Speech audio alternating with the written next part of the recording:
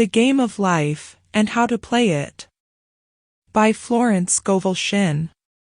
Chapter 1. The Game. Most people consider life a battle, but it is not a battle, it is a game. It is a game, however, which cannot be played successfully without the knowledge of spiritual law, and the Old and the New Testaments give the rules of the game with wonderful clearness. Jesus Christ taught that it was a great game of giving and receiving. Whatsoever a man soweth, that shall he also reap. This means that whatever man sends out in word or deed will return to him. What he gives, he will receive. If he gives hate, he will receive hate. If he gives love, he will receive love. If he gives criticism, he will receive criticism. If he lies, he will be lied to. If he cheats, he will be cheated. We are taught also that the imaging faculty plays a leading part in the game of life. Keep thy heart, or imagination, with all diligence, for out of it are the issues of life. Proverbs 4 verse 23. This means that what man images, sooner or later externalizes in his affairs. I know of a man who feared a certain disease. It was a very rare disease and difficult to get, but he pictured it continually and read about it until it manifested in his body, and he died, the victim of distorted imagination. So we see, to play successfully the game of life, we must train the imaging faculty. A person with an imaging faculty trained to image only good, brings into his life every righteous desire of his heart. Health, wealth, love, friends, perfect self-expression, his highest ideals. The imagination has been called the scissors of the mind, and it is ever cutting, day by day, the pictures man sees there, and sooner or later he meets his own creations in his outer world. To train the imagination successfully, man must understand the workings of his mind. The Greeks said, "Know thyself." There are three departments of the mind: the subconscious, conscious, and superconscious. The subconscious is simply power, without direction. It is like steam or electricity, and it does what it is directed to do. It has no power of induction. Whatever man feels deeply or images clearly, is impressed upon the subconscious mind, and carried out in minutest detail. For example, a woman I know, when a child, always made believe she was a widow. She dressed up in black clothes and wore a long black veil, and people thought she was very clever and amusing. She grew up and married a man with whom she was deeply in love. In a short time he died, and she wore black and a sweeping veil for many years. The picture of herself as a widow was impressed upon the subconscious mind, and in due time worked itself out, regardless of the havoc created. The conscious mind has been called mortal or carnal mind. It is the human mind and sees life as it appears to be.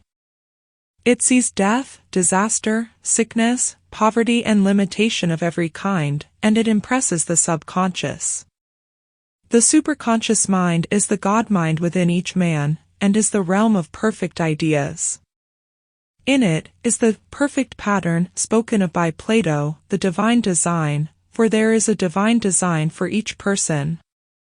There is a place that you are to fill and no one else can fill, something you are to do, which no one else can do. There is a perfect picture of this in the superconscious mind.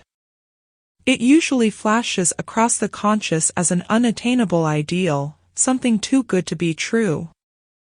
In reality, it is man's true destiny, or destination, flashed to him from the infinite intelligence which is within himself. Many people, however, are in ignorance of their true destinies and are striving for things and situations which do not belong to them, and would only bring failure and dissatisfaction if attained. For example, a woman came to me and asked me to speak the word, that she would marry a certain man with whom she was very much in love. She called him a B. I replied that this would be a violation of spiritual law, but that I would speak the word for the right man, the divine selection, the man who belonged to her by divine right. I added, if A, B, is the right man you can't lose him, and if he isn't, you will receive his equivalent. She saw A, B, frequently but no headway was made in their friendship. One evening she called and said, "Do you know, for the last week, A, B, hasn't seemed so wonderful to me." I replied, "Maybe he is not the divine selection. Another man might be the right one." Soon after that, she met another man who fell in love with her at once, and who said she was his ideal.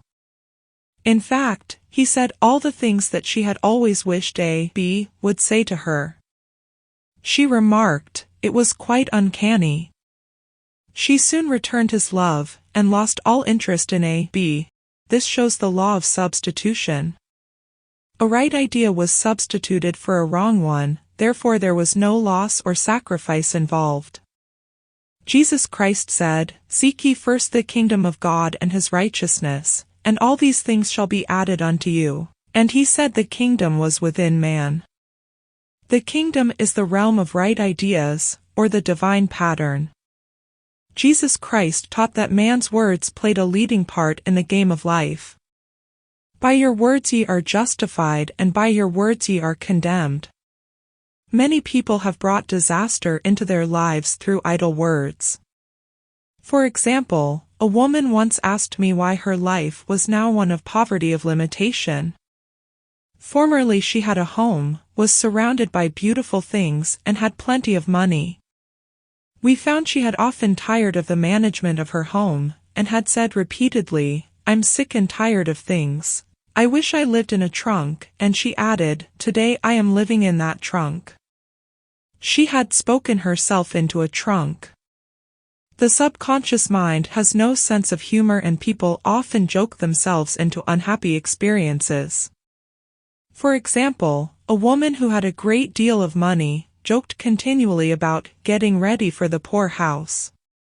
In a few years she was almost destitute, having impressed the subconscious mind with a picture of lack and limitation.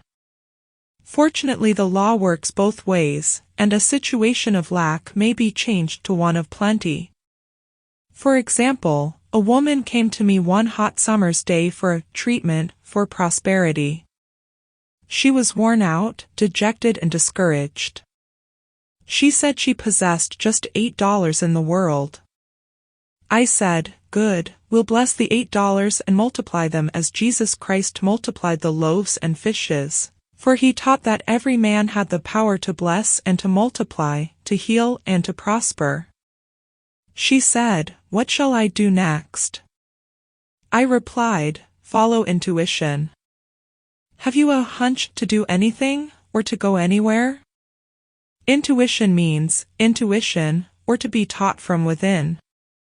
It is man's unerring guide, and I will deal more fully with its laws in a following chapter.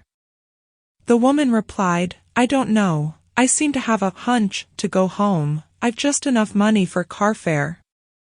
Her home was in a distant city and was one of lack and limitation, and the reasoning mind, or intellect, would have said, "Stay in New York and get work and make some money."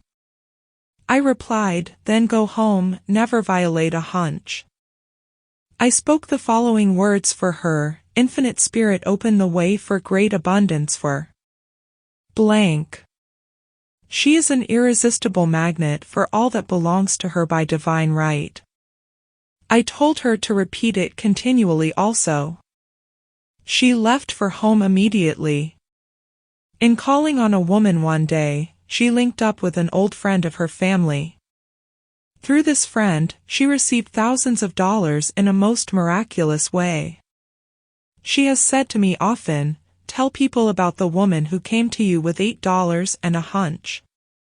There is always plenty on man's pathway, but it can only be brought into manifestation through desire, faith, or the spoken word. Jesus Christ brought out clearly that man must make the first move. Ask, and it shall be given you. Seek, and ye shall find. Knock, and it shall be opened unto you. Matthew 7 verse 7. In the scriptures we read, "Concerning the works of my hands, command ye me. Infinite intelligence, God, is ever ready to carry out man's smallest or greatest demands. Every desire, uttered or unexpressed, is a demand. We are often startled by having a wish suddenly fulfilled. For example, one Easter, having seen many beautiful rose trees in the florist's windows, I wished I would receive one, and for an instant saw it mentally being carried in the door. Easter came, and with it a beautiful rose tree. I thanked my friend the following day, and told her it was just what I had wanted. She replied, "I didn't send you a rose tree, I sent you lilies." The man had mixed the order, and sent me a rose tree simply because I had started the law in action, and I had to have a rose tree. Nothing stands between man and his highest ideals and every desire of his heart, but doubt and fear. When man can wish without worrying, every desire will be instantly fulfilled. I will explain more fully in a following chapter the scientific reason for this and how fear must be erased from the consciousness. It is man's only enemy: fear of lack, fear of failure, fear of sickness, fear of loss, and a feeling of insecurity on some plane. Jesus Christ said, "Why are ye fearful, O ye of little faith?" Matthew 8 verse 26, so we can see we must substitute faith for fear is only inverted faith. It is faith in evil instead of good. The object of the game of life is to see clearly one's good and to obliterate all mental pictures of evil. This must be done by impressing the subconscious mind with a realization of good. A very brilliant man, who has attained great success, told me he had suddenly erased all fear from his consciousness by reading a sign which hung in a room. He saw printed, in large letters, this statement, "Why worry, it will probably never happen." These words were stamped indelibly upon his subconscious mind, and he has now a firm conviction that only good can come into his life, therefore only good can manifest. In the following chapter 1 will deal with the different methods of impressing the subconscious mind. It is man's faithful servant, but one must be careful to give it the right orders.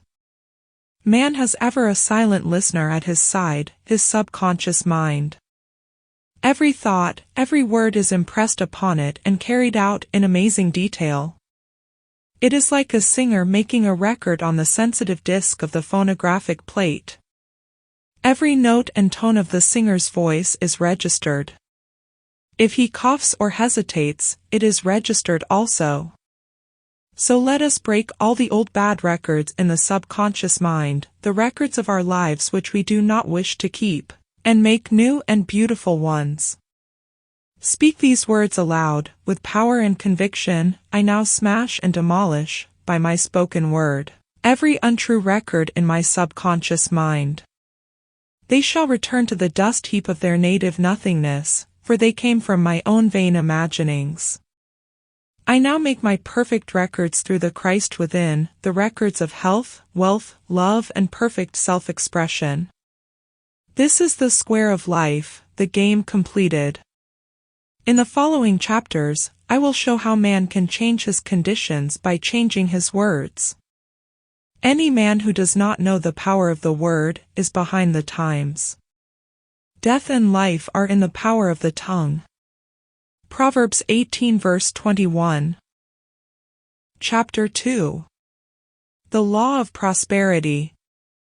Yea, the Almighty shall be thy defense, and thou shalt have plenty of silver. One of the greatest messages given to the race through the scriptures is that God is man's supply and that man can release, through his spoken word, all that belongs to him by divine right. He must, however, have perfect faith in his spoken word. Isaiah said, "My word shall not return unto me void, but shall accomplish that whereunto it is sent." We know now that words and thoughts are a tremendous vibratory force, ever molding man's body and affairs. A woman came to me in great distress and said she was to be sued on the 15th of the month for $3,000. She knew no way of getting the money and was in despair. I told her God was her supply, and that there is a supply for every demand. So I spoke the word. I gave thanks that the woman would receive $3,000 at the right time in the right way. I told her she must have perfect faith, and act her perfect faith. The 15th came but no money had materialized. She called me on the phone and asked what she was to do. I replied, "It is Saturday, so they won't sue you today. Your part is to act rich, thereby showing perfect faith that you will receive it by Monday."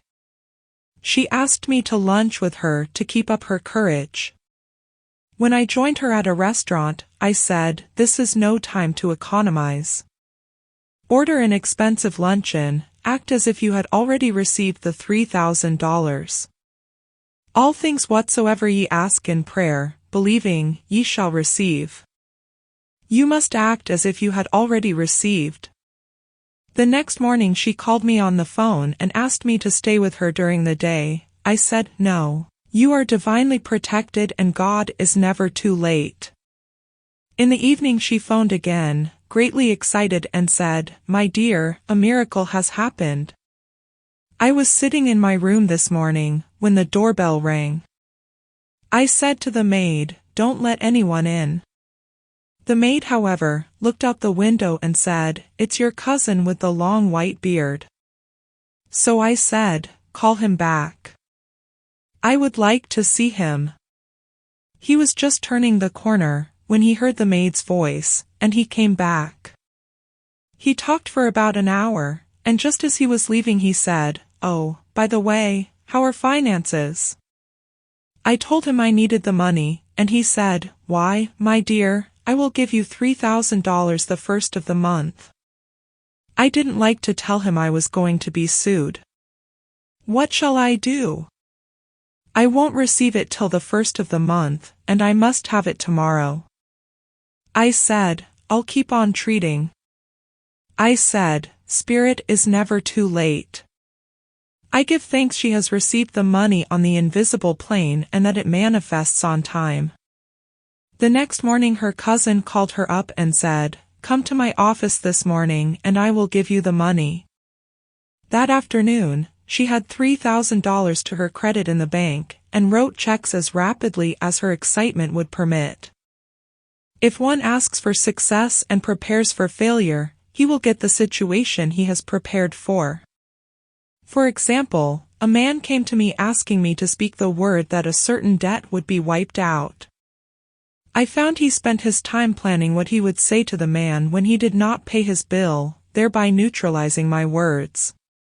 He should have seen himself paying the debt.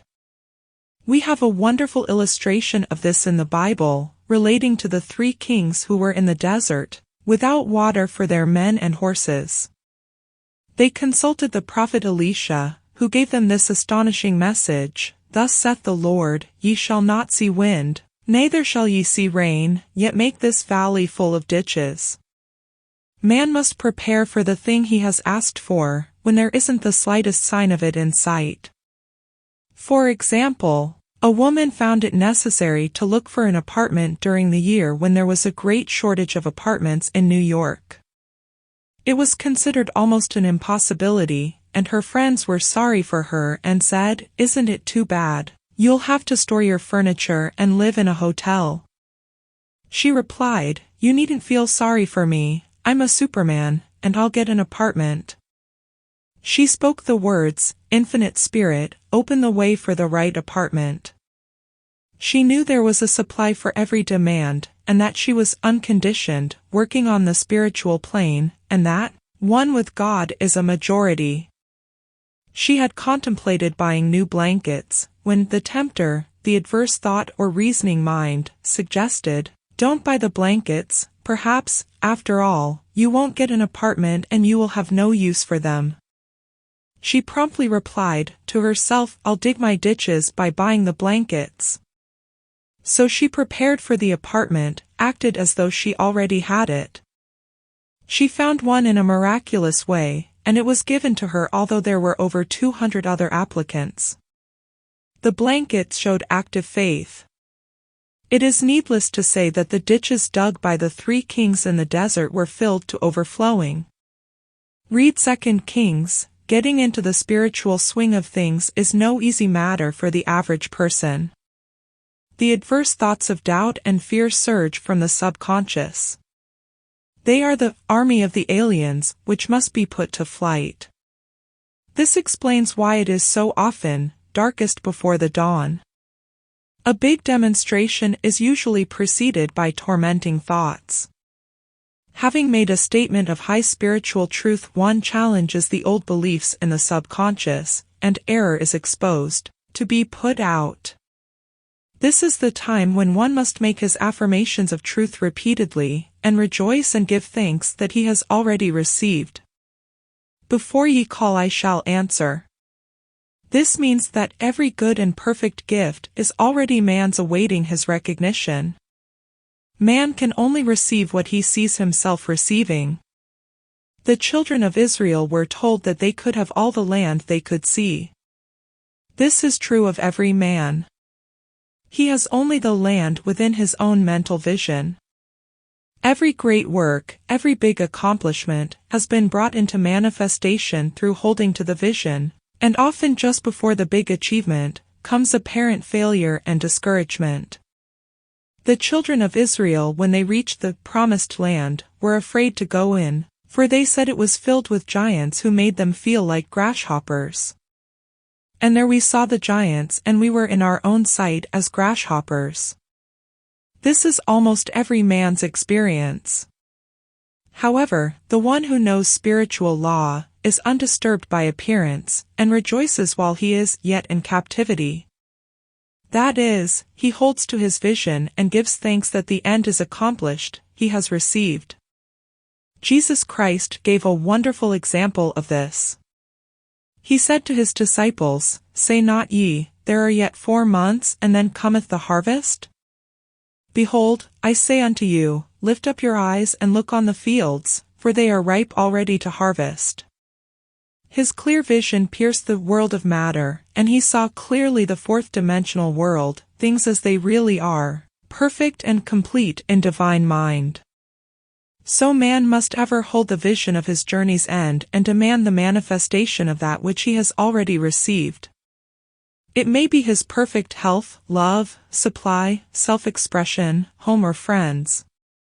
They are all finished and perfect ideas registered in divine mind, man's own superconscious mind, and must come through him, not to him.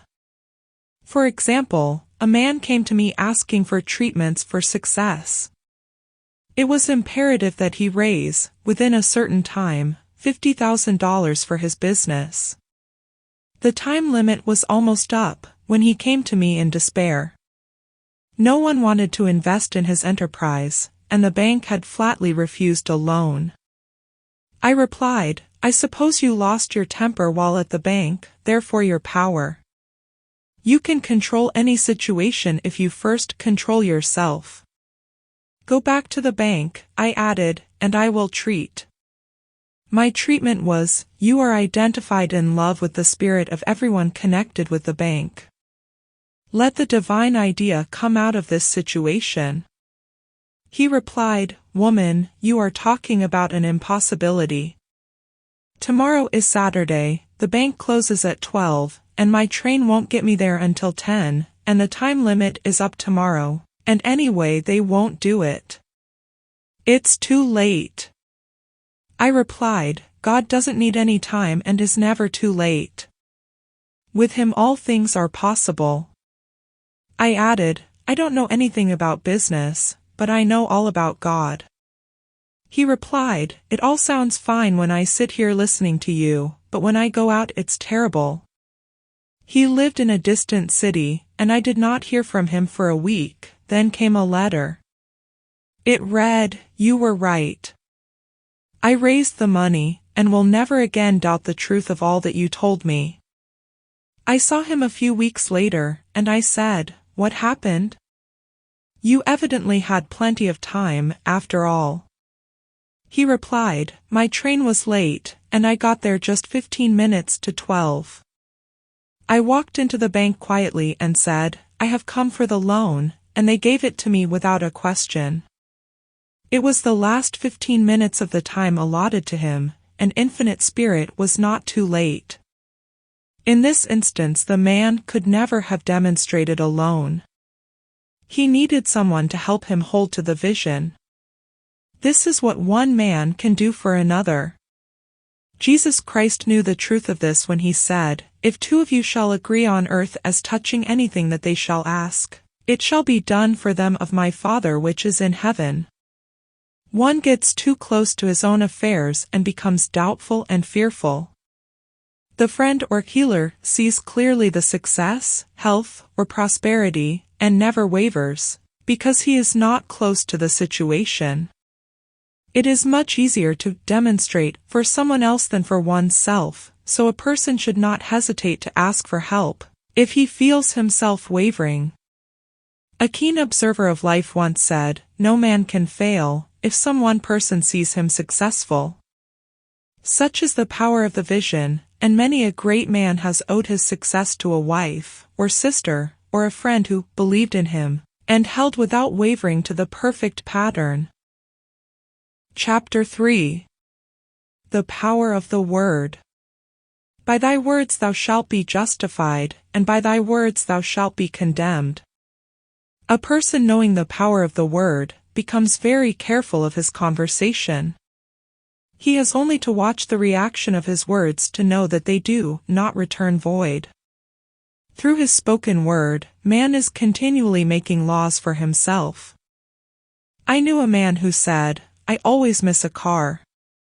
It invariably pulls out just as I arrive." His daughter said, "I always catch a car.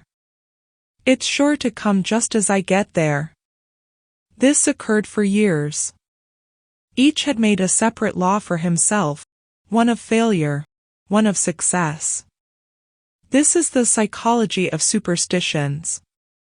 The horseshoe or rabbit's foot contains no power, but man's spoken word and belief that it will bring him good luck creates expectancy in the subconscious mind and attracts a lucky situation.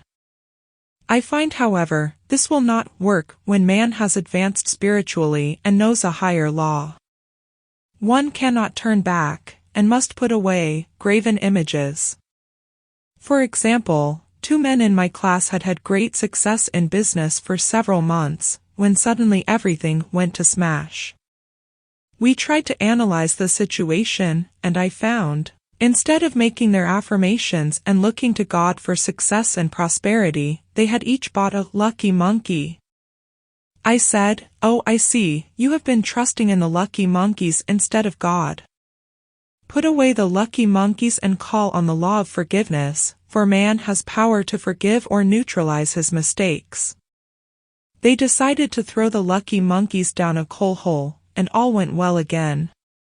This does not mean, however, that one should throw away every lucky ornament or horseshoe about the house, but he must recognize that the power back of it is the one and only power, God, and that the object simply gives him a feeling of expectancy. I was with a friend, one day, who was in deep despair. In crossing the street, she picked up a horseshoe. Immediately, she was filled with joy and hope. She said God had sent her the horseshoe in order to keep up her courage. It was indeed, at that moment, about the only thing that could have registered in her consciousness. Her hope became faith, and she ultimately made a wonderful demonstration. I wish to make the point clear that the men previously mentioned were depending on the monkeys alone, while this woman recognized the power back of the horseshoe. I know, in my own case, it took a long while to get out of a belief that a certain thing brought disappointment. If the thing happened, disappointment invariably followed. I found the only way I could make a change in the subconscious was by asserting, there are not 2 powers, there is only one power.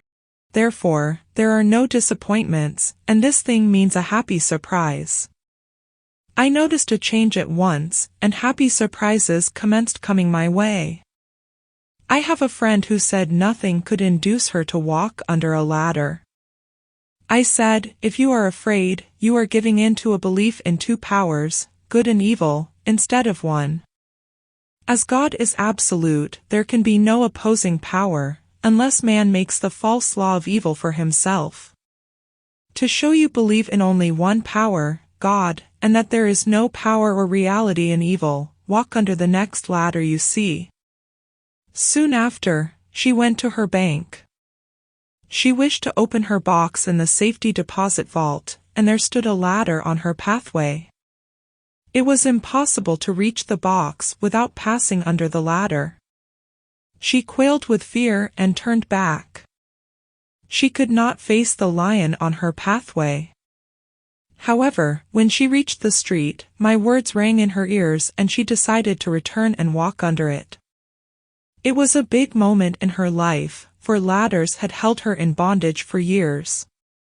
She retraced her steps to the vault, and the ladder was no longer there. This so often happens. If one is willing to do a thing he is afraid to do, he does not have to.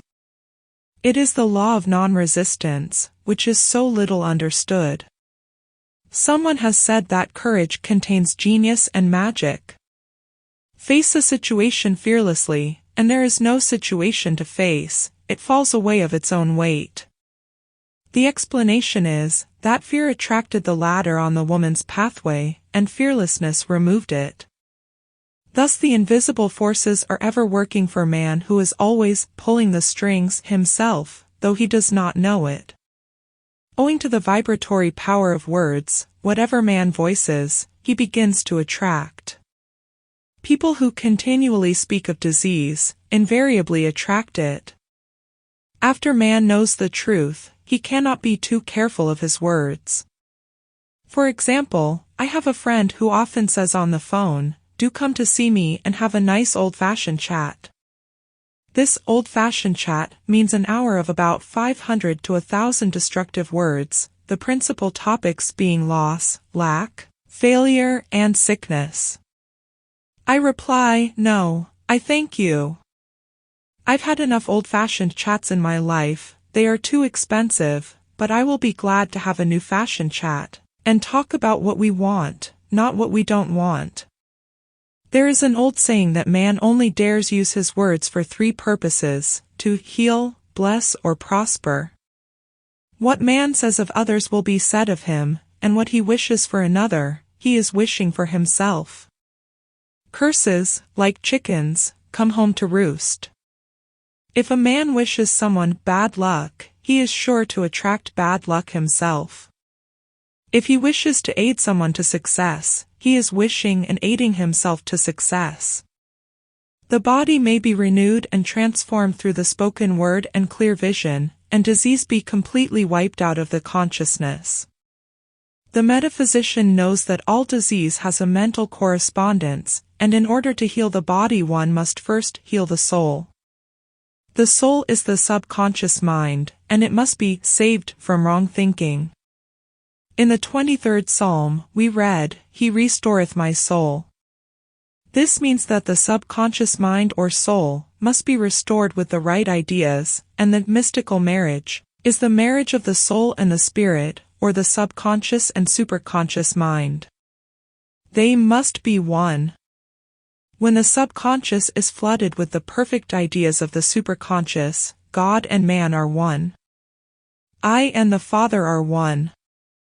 That is, he is one with the realm of perfect ideas, he is the man made in God's likeness and image, imagination, and is given power and dominion over all created things, his mind, body, and affairs. It is safe to say that all sickness and unhappiness come from the violation of the law of love. A new commandment I give unto you, love one another, and in the game of life, love or goodwill takes every trick. For example, a woman I know had, for years, an appearance of a terrible skin disease. The doctors told her it was incurable, and she was in despair. She was on the stage, and she feared she would soon have to give up her profession, and she had no other means of support. She, however, procured a good engagement, and on the opening night, made a great hit. She received flattering notices from the critics, and was joyful and elated. The next day she received a notice of dismissal. A man in the cast had been jealous of her success and had caused her to be sent away. She felt hatred and resentment taking complete possession of her, and she cried out, "Oh God, don't let me hate that man." That night she worked for hours, in the silence. She said, "I soon came into a very deep silence. I seemed to be at peace with myself, with the man, and with the whole world." I continued this for 2 following nights, and on the 3rd day I found I was healed completely of the skin disease. In asking for love, or goodwill, she had fulfilled the law, for love is the fulfilling of the law, and the disease, which came from subconscious resentment, was wiped out. Continual criticism produces rheumatism, as critical, inharmonious thoughts cause unnatural deposits in the blood, which settle in the joints. False growths are caused by jealousy, hatred, unforgiveness, fear, etc. Every disease is caused by a mind not at ease.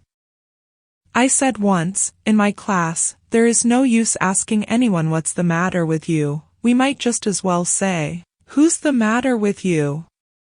Unforgiveness is the most prolific cause of disease. It will harden arteries or liver, and affect the eyesight. In its train are endless ills. I called on a woman, one day, who said she was ill from having eaten a poisoned oyster. I replied, "Oh, no, the oyster was harmless, you poisoned the oyster." "Who's the matter with you?" She answered, "Oh, about 19 people." She had quarreled with 19 people and had become so inharmonious that she attracted the wrong oyster. Any disharmony on the external indicates there is mental disharmony. As the within, so the without. Man's only enemies are within himself. And a man's foes shall be they of his own household. Personality is one of the last enemies to be overcome, as this planet is taking its initiation in love. It was Christ's message, peace on earth, goodwill towards man. The enlightened man, therefore, endeavors to perfect himself upon his neighbor. His work is with himself, to send out goodwill and blessings to every man, and the marvelous thing is, that if one blesses a man he has no power to harm him. For example, a man came to me asking to treat for success in business. He was selling machinery, and a rival appeared on the scene with what he proclaimed was a better machine, and my friend feared defeat. I said, first of all, we must wipe out all fear, and know that God protects your interests, and that the divine idea must come out of the situation. That is, the right machine will be sold, by the right man, to the right man. And I added, don't hold one critical thought towards that man. Bless him all day, and be willing not to sell your machine, if it isn't the divine idea. So he went to the meeting, fearless and non-resistant, and blessing the other man. He said the outcome was very remarkable. The other man's machine refused to work, and he sold his without the slightest difficulty. But I say unto you, love your enemies, bless them that curse you, do good to them that hate you, and pray for them which spitefully use you and persecute you. Goodwill produces a great aura of protection about the one who sends it, and no weapon that is formed against him shall prosper. In other words, love and goodwill destroy the enemies within oneself, therefore, one has no enemies on the external. There is peace on earth for him who sends goodwill to man. Chapter 4. The Law of Nonresistance. Resist not evil.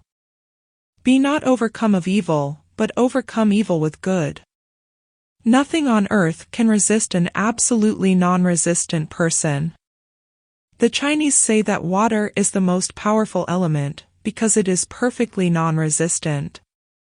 It can wear away a rock, and sweep all before it. Jesus Christ said, resist not evil, for he knew in reality, there is no evil, therefore nothing to resist. Evil has come of man's vain imagination, or a belief in two powers, good and evil. There is an old legend that Adam and Eve ate of Maya, the tree of illusion, and saw two powers instead of one power, God. Therefore, evil is a false law man has made for himself, through psychoma or soul sleep. Soul sleep means that man's soul has been hypnotized by the race belief of sin, sickness and death, etc., which is carnal or mortal thought, and his affairs have outpictured his illusions. We have read in a preceding chapter that man's soul is his subconscious mind, and whatever he feels deeply, good or bad, is outpictured by that faithful servant. His body and affairs show forth what he has been picturing. The sick man has pictured sickness, the poor man, poverty, the rich man, wealth. People often say, "Why does a little child attract illness, when it is too young even to know what it means?" I answer that children are sensitive and receptive to the thoughts of others about them, and often outpicture the fears of their parents. I heard a metaphysician once say, "If you do not run your subconscious mind yourself, someone else will run it for you." Mothers often, unconsciously, attract illness and disaster to their children by continually holding them in thoughts of fear and watching for symptoms. For example, a friend asked a woman if her little girl had had the measles. She replied promptly, "Not yet." This implied that she was expecting the illness, and, therefore, preparing the way for what she did not want for herself and child. However, the man who is centered and established in right thinking, the man who sends out only goodwill to his fellow man, and who is without fear, cannot be touched or influenced by the negative thoughts of others. In fact, he could then receive only good thoughts, as he himself sends forth only thoughts. Resistance is hell, for it places man in a state of torment. A metaphysician once gave me a wonderful recipe for taking every trick in the game of life. It is the acme of non-resistance. He gave it in this way: at one time in my life, I baptized children, and of course, they had many names. Now I no longer baptize children, but I baptize events, but I give every event the same name. If I have a failure, I baptize it success, in the name of the Father, and of the Son, and of the Holy Ghost. In this, we see the great law of transmutation, founded on non-resistance. Through his spoken word, every failure was transmuted into success. For example, a woman who required money, and who knew the spiritual law of opulence, was thrown in a business way continually, with a man who made her feel very poor. He talked lack and limitation, and she commenced to catch his poverty thoughts, so she disliked him, and blamed him for her failure. She knew in order to demonstrate her supply, she must first feel that she had received. A feeling of opulence must precede its manifestation. It dawned on her, one day, that she was resisting the situation, and seeing two powers instead of one. So she blessed the man and baptized the situation success. She affirmed, as there is only one power, God, this man is here for my good and my prosperity, just what he did not seem to be there for. Soon after that she met, through this man, a woman who gave her for a service rendered several $1,000s, and the man moved to a distant city, and faded harmoniously from her life. Make the statement, every man is a golden link in the chain of my good, for all men are God in manifestation, awaiting the opportunity given by man, himself, to serve the divine plan of his life.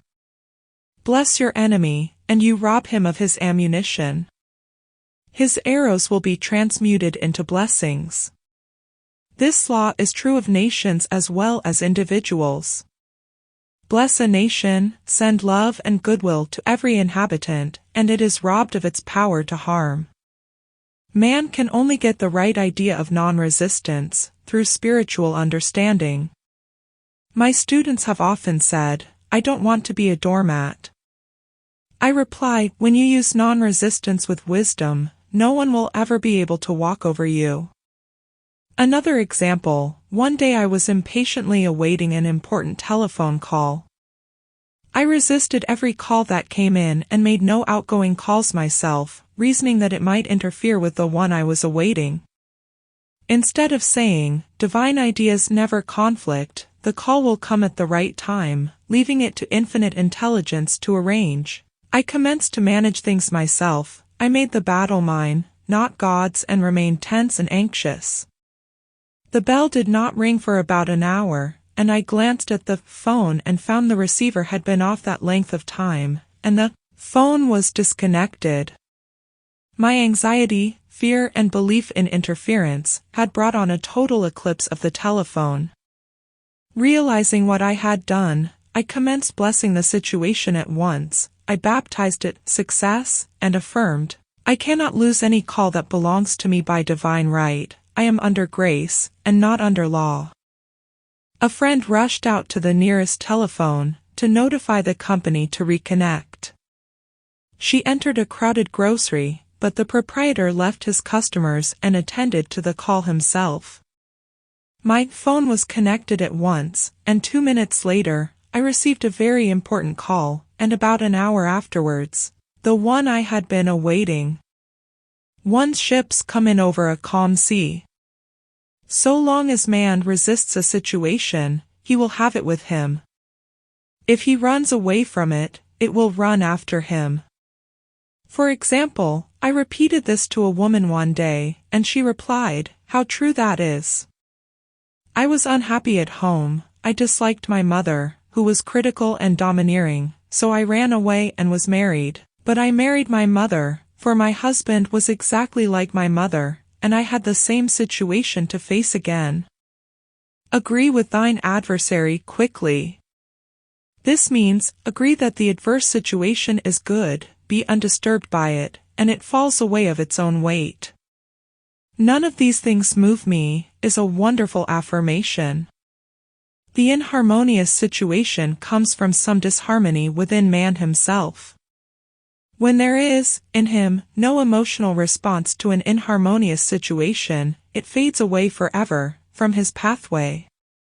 So we see man's work is ever with himself. People have said to me, "Give treatments to change my husband, or my brother." I reply, "No, I will give treatments to change you. When you change, your husband and your brother will change." One of my students was in the habit of lying. I told her it was a failure method, and if she lied, she would be lied to. She replied, "I don't care, I can't possibly get along without lying." One day she was speaking on the phone to a man with whom she was very much in love. She turned to me and said, "I don't trust him, I know he's lying to me." I replied, "Well, you lie yourself, so someone has to lie to you, and you may be sure it will be just the person you want the truth from." Sometime after that, I saw her, and she said, "I'm cured of lying." I questioned, "What cured you?" She replied, "I have been living with a woman who lied worse than I did." One is often cured of his faults by seeing them in others. Life is a mirror, and we find only ourselves reflected in our associates. Living in the past is a failure method and a violation of spiritual law. Jesus Christ said, "Behold, now is the accepted time. Now is the day of salvation." Lot's wife looked back and was turned into a pillar of salt. The robbers of time are the past and the future. Man should bless the past and forget it if it keeps him in bondage, and bless the future, knowing it has in store for him endless joys, but live fully in the now. For example, a woman came to me, complaining that she had no money with which to buy Christmas gifts. She said, "Last year was so different. I had plenty of money and gave lovely presents, and this year I have scarcely a cent." I replied, "You will never demonstrate money while you are pathetic and live in the past. Live fully in the now, and get ready to give Christmas presents. Dig your ditches, and the money will come." She exclaimed, "I know what to do." I will buy some tinsel twine, Christmas seals and wrapping paper. I replied, do that, and the presents will come and stick themselves to the Christmas seals. This too was showing financial fearlessness and faith in God, as the reasoning mind said, keep every cent you have, as you are not sure you will get any more. She bought the seals, paper and twine, and a few days before Christmas, received a gift of several $100s. Buying the seals and twine had impressed the subconscious with expectancy, and opened the way for the manifestation of the money. She purchased all the presents in plenty of time. Man must live suspended in the moment. Look well, therefore, to this day. Such is the salutation of the dawn. He must be spiritually alert, ever awaiting his leads, taking advantage of every opportunity. One day, I said continually, silently, Infinite Spirit, don't let me miss a trick, and something very important was told to me that evening. It is most necessary to begin the day with right words. Make an affirmation immediately upon waking. For example, Thy will be done this day. Today is a day of completion. I give thanks for this perfect day. Miracle shall follow miracle and wonders shall never cease. Make this a habit, and one will see wonders and miracles come into his life. One morning I picked up a book and read, Look with wonder at that which is before you. It seemed to be my message for the day, so I repeated again and again, Look with wonder at that which is before you. At about noon, a large sum of money was given me, which I had been desiring for a certain purpose. In a following chapter, I will give affirmations that I have found most effective. However, one should never use an affirmation unless it is absolutely satisfying and convincing to his own consciousness, and often an affirmative is changed to suit different people. For example, the following has brought success to many: I have a wonderful work, in a wonderful way, I give wonderful service, for wonderful pay. I gave the first 2 lines to one of my students, and she added the last 2. It made a most powerful statement, as there should always be perfect payment for perfect service, and a rhyme sinks easily into the subconscious. She went about singing it aloud and soon did receive wonderful work in a wonderful way, and gave wonderful service for wonderful pay. Another student, a businessman, took it and changed the word work to business. He repeated, I have a wonderful business, in a wonderful way, and I give wonderful service for wonderful pay. That afternoon he made a $41,000 deal, though there had been no activity in his affairs for months. Every affirmation must be carefully worded and completely cover the ground.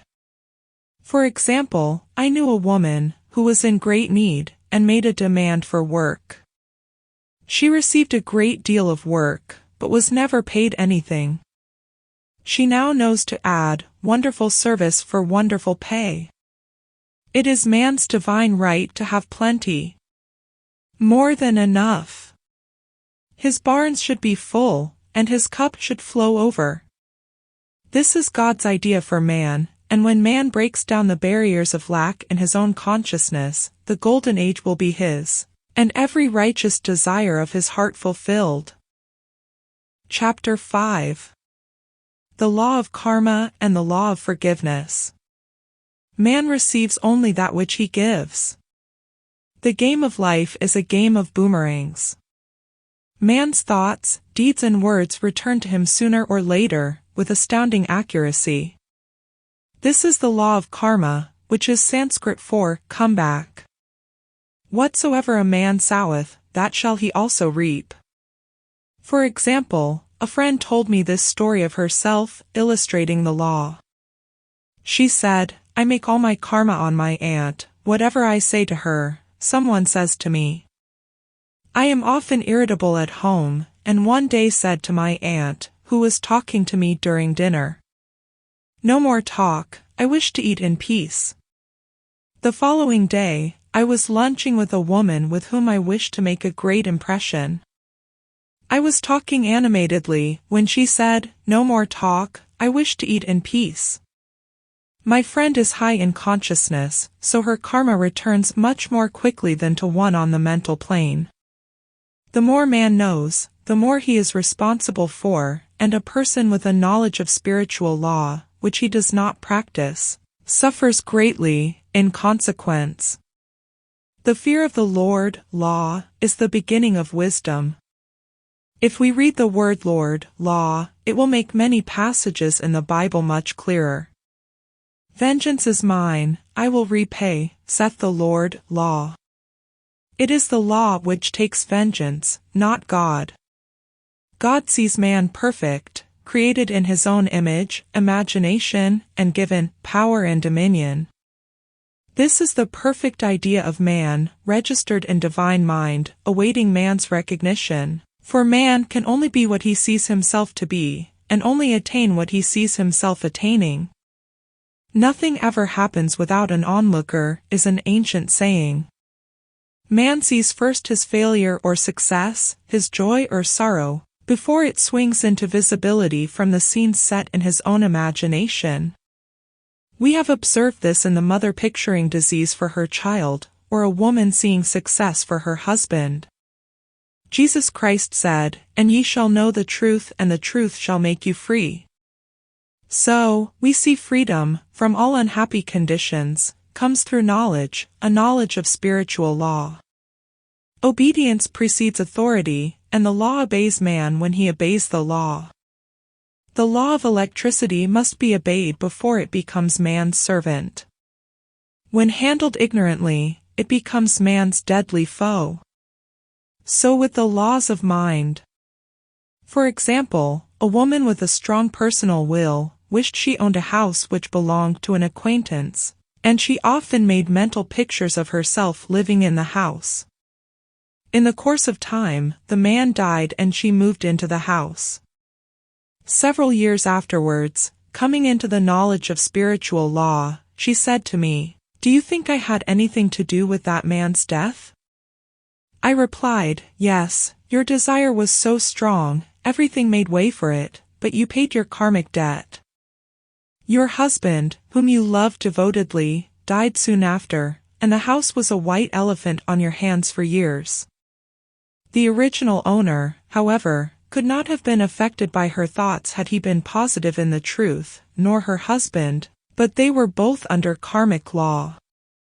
The woman should have said, feeling the great desire for the house, infinite intelligence, "Give me the right house, equally as charming as this, the house which is mine by divine right."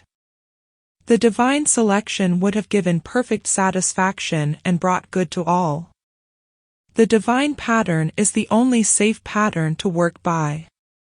Desire is a tremendous force, and must be directed in the right channels, or chaos ensues. In demonstrating, the most important step is the first step, to ask aright. Man should always demand only that which is his by divine right. To go back to the illustration, had the woman taken this attitude, "If this house I desire is mine, I cannot lose it. If it is not, give me its equivalent," the man might have decided to move out, harmoniously, had it been the divine selection for her, or another house would have been substituted. Anything forced into manifestation through personal will is always ill-got, and has ever bad success. Man is admonished, "My will be done, not thine," and the curious thing is, man always gets just what he desires when he does relinquish personal will, thereby enabling infinite intelligence to work through him. Stand ye still and see the salvation of the Lord, law. For example, a woman came to me in great distress. Her daughter had determined to take a very hazardous trip, and the mother was filled with fear. She said she had used every argument, had pointed out the dangers to be encountered, and forbidden her to go, but the daughter became more and more rebellious and determined. I said to the mother, "You are forcing your personal will upon your daughter, which you have no right to do, and your fear of the trip is only attracting it, for man attracts what he fears." I added, "Let go, and take your mental hands off. put it in God's hands, and use this statement: I put this situation in the hands of infinite love and wisdom. If this trip is the divine plan, I bless it and no longer resist, but if it is not divinely planned, I give thanks that it is now dissolved and dissipated. A day or two after that, her daughter said to her, "Mother, I have given up the trip," and the situation returned to its native nothingness. It is learning to stand still, which seems so difficult for man. I will deal more fully with this law in the chapter on non-resistance. I will give another example of sowing and reaping, which came in the most curious way. A woman came to me, saying she had received a counterfeit $20 bill, given to her at the bank. She was much disturbed, for, she said, the people at the bank will never acknowledge their mistake. I replied, "Let us analyze the situation and find out why you attracted it." She thought a few moments and exclaimed, "I know it. I sent a friend a lot of stage money, just for a joke." So the law had sent her some stage money, for it doesn't know anything about jokes. I said, "Now we will call on the law of forgiveness, and neutralize the situation." Christianity is founded upon the law of forgiveness. Christ has redeemed us from the curse of the karmic law, and the Christ within each man is his Redeemer and salvation from all inharmonious conditions. So I said, "Infinite Spirit, we call on the law of forgiveness and give thanks that she is under grace and not under law, and cannot lose this $20 which is hers by divine right. Now," I said, "go back to the bank and tell them, fearlessly, that it was given you there by mistake." She obeyed, and to her surprise, they apologized and gave her another bill, treating her most courteously. So knowledge of the law gives man power to rub out his mistakes. Man cannot force the external to be what he is not. If he desires riches, he must be rich first in consciousness. For example, a woman came to me asking treatment for prosperity. She did not take much interest in her household affairs, and her home was in great disorder. I said to her, "If you wish to be rich, you must be orderly. All men with great wealth are orderly, and order is heaven's first law." I added, "You will never become rich with a burnt match in the pin cushion." She had a good sense of humor and commenced immediately, putting her house in order. She rearranged furniture, straightened out bureau drawers, cleaned rugs, and soon made a big financial demonstration, a gift from a relative.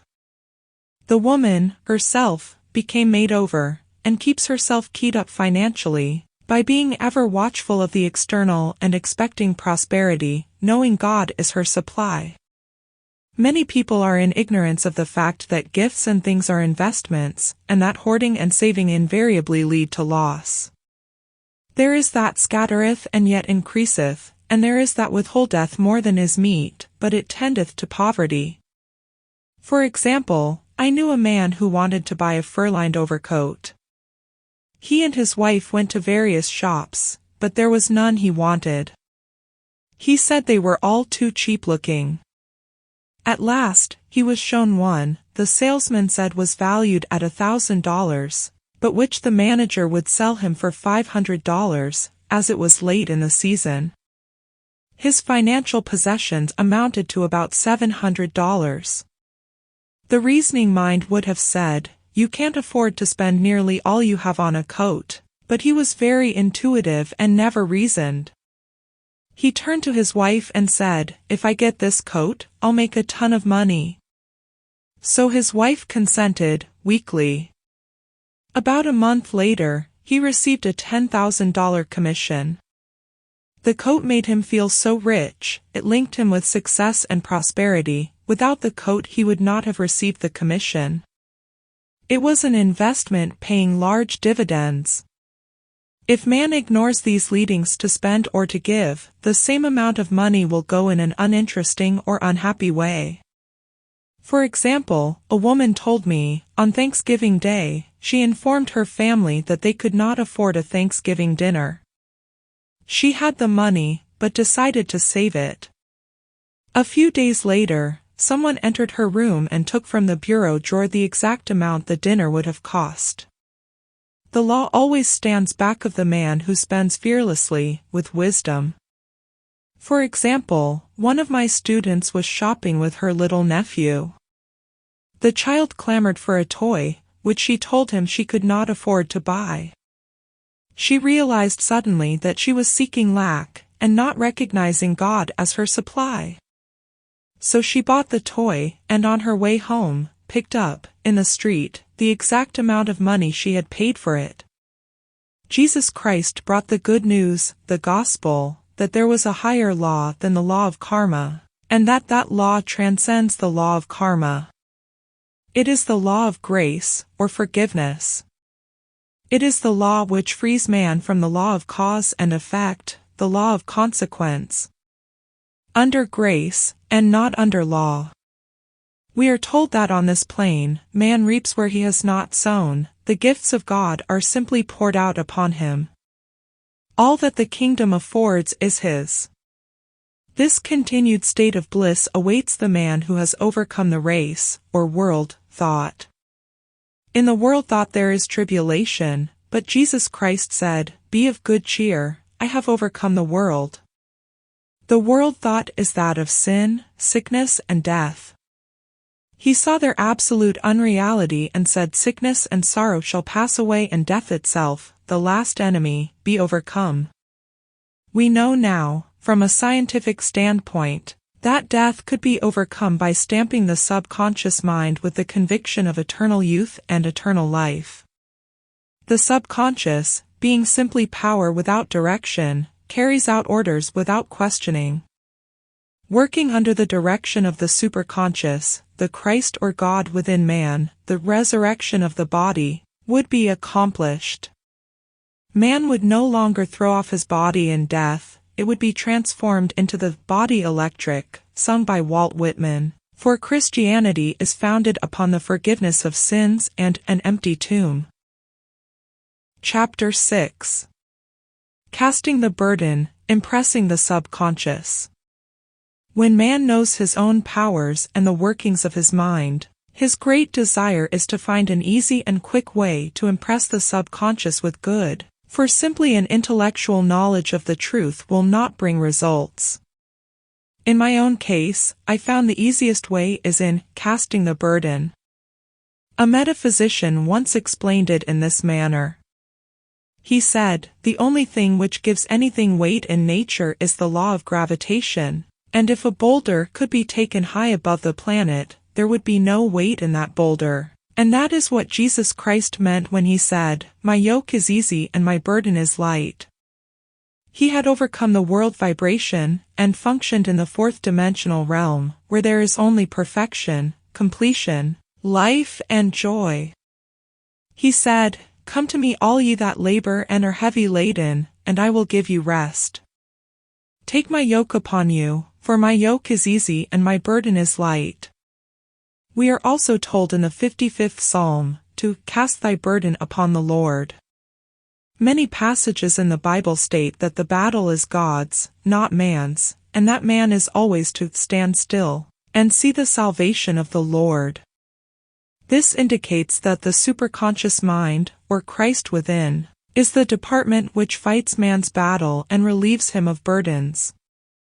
We see, therefore, that man violates law if he carries a burden, and a burden is an adverse thought or condition, and this thought or condition has its root in the subconscious. It seems almost impossible to make any headway directing the subconscious from the conscious, or reasoning mind, as the reasoning mind, the intellect, is limited in its conceptions, and filled with doubts and fears. How scientific it then is, to cast the burden upon the superconscious mind, or Christ within, where it is made light, or dissolved into its native nothingness. For example, a woman in urgent need of money made the statement, "I cast this burden of lack on the Christ within, and I go free to have plenty."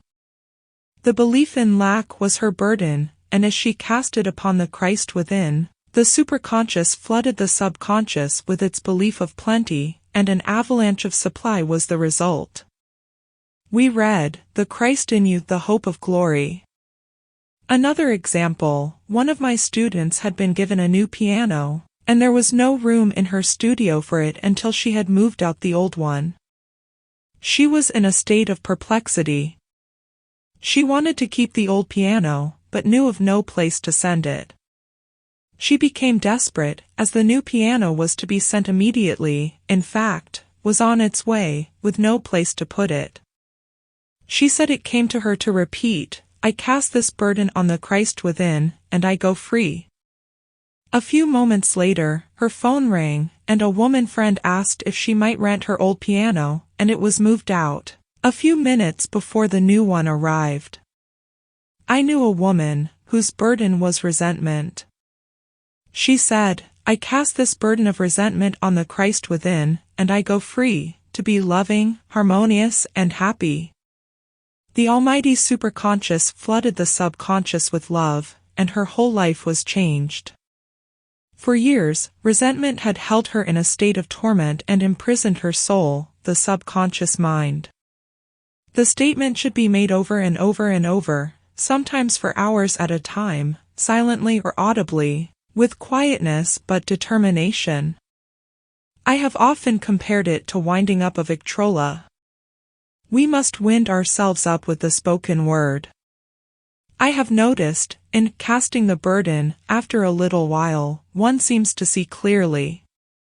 It is impossible to have clear vision while in the throes of carnal mind. Doubts and fear poison the mind and body, and the imagination runs riot, attracting disaster and disease. In steadily repeating the affirmation, "I cast this burden on the Christ within, and go free," the vision clears, and with it a feeling of relief, and sooner or later comes the manifestation of good, be it health, happiness, or supply. One of my students once asked me to explain the darkness before the dawn. I referred in a preceding chapter to the fact that often, before the big demonstration, everything seems to go wrong, and deep depression clouds the consciousness. It means that out of the subconscious are rising the doubts and fears of the ages. These old derelicts of the subconscious rise to the surface, to be put out. It is then that man should clap his cymbals, like Jehoshaphat, and give thanks that he is saved, even though he seems surrounded by the enemy, the situation of lack or disease. The student continued, "How long must one remain in the dark?" And I replied, "Until one can see in the dark," and, "Casting the burden enables one to see in the dark." In order to impress the subconscious, active faith is always essential. Faith without works is dead. In these chapters one have endeavored to bring out this point. Jesus Christ showed active faith when he commanded the multitude to sit down on the ground, before he gave thanks for the loaves and the fishes. I will give another example showing how necessary this step is. In fact, active faith is the bridge over which man passes to his promised land. Through misunderstanding, a woman had been separated from her husband, whom she loved deeply. He refused all offers of reconciliation and would not communicate with her in any way. Coming into the knowledge of spiritual law, she denied the appearance of separation. She made this statement, "There is no separation in divine mind, therefore, I cannot be separated from the love and companionship which are mine by divine right." She showed active faith by arranging a place for him at the table every day, thereby impressing the subconscious with a picture of his return. Over a year passed, but she never wavered, and one day he walked in. The subconscious is often impressed through music. Music has a fourth-dimensional quality and releases the soul from imprisonment. It makes wonderful things seem possible, and easy of accomplishment. I have a friend who uses her Victrola, daily, for this purpose. It puts her in perfect harmony and releases the imagination. Another woman often dances while making her affirmations. The rhythm and harmony of music and motion carry her words forth with tremendous power. The student must remember also not to despise the day of small things. Invariably, before a demonstration, come signs of land. Before Columbus reached America, he saw birds and twigs which showed him land was near. So it is with a demonstration, but often the student mistakes it for the demonstration itself, and is disappointed. For example, a woman had spoken the word for a set of dishes. Not long afterwards a friend gave her a dish which was old and cracked. She came to me and said, "Well, I asked for a set of dishes, and all I got was a cracked plate." I replied, "The plate was only signs of land. It shows your dishes are coming, look upon it as birds and seaweed," and not long afterwards the dishes came.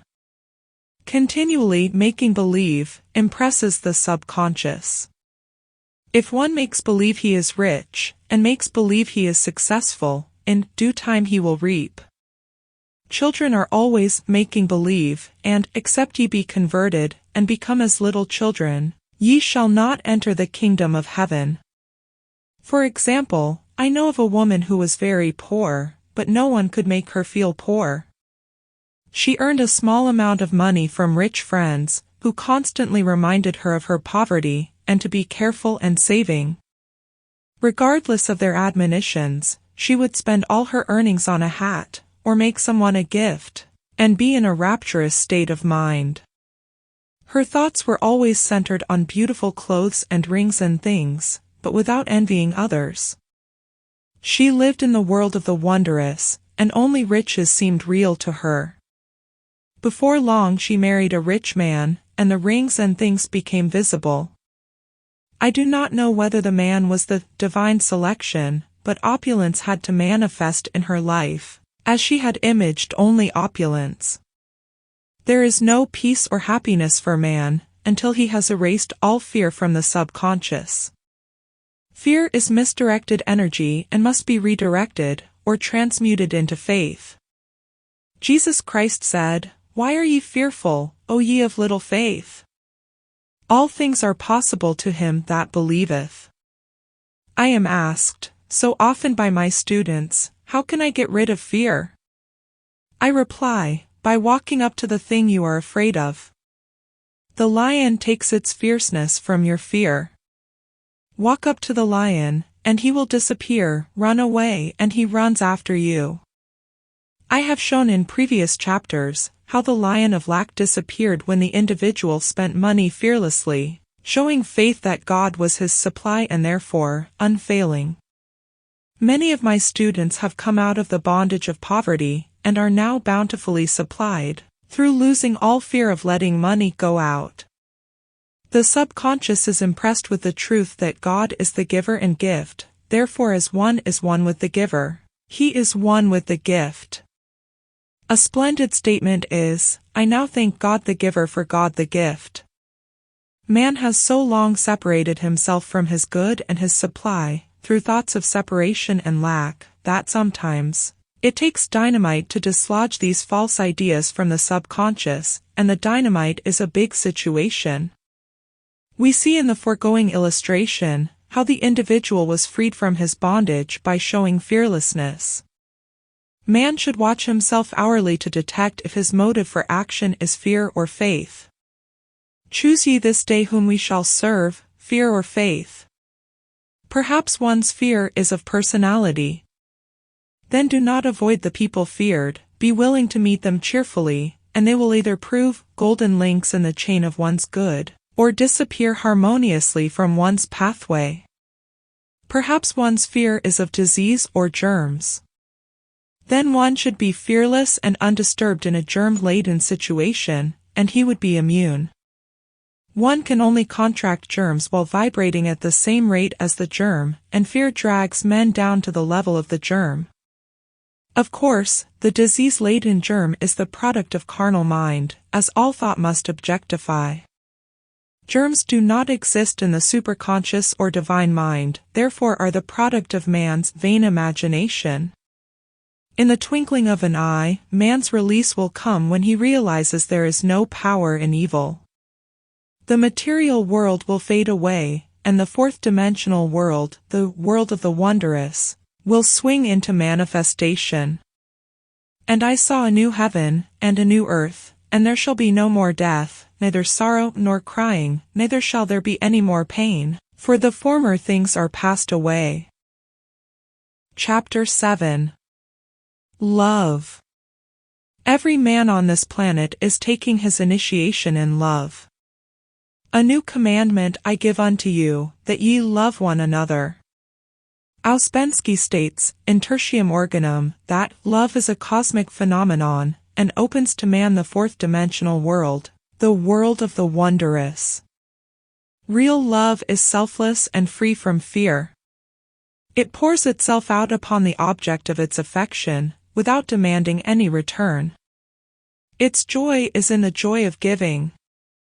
Love is God in manifestation, and the strongest magnetic force in the universe.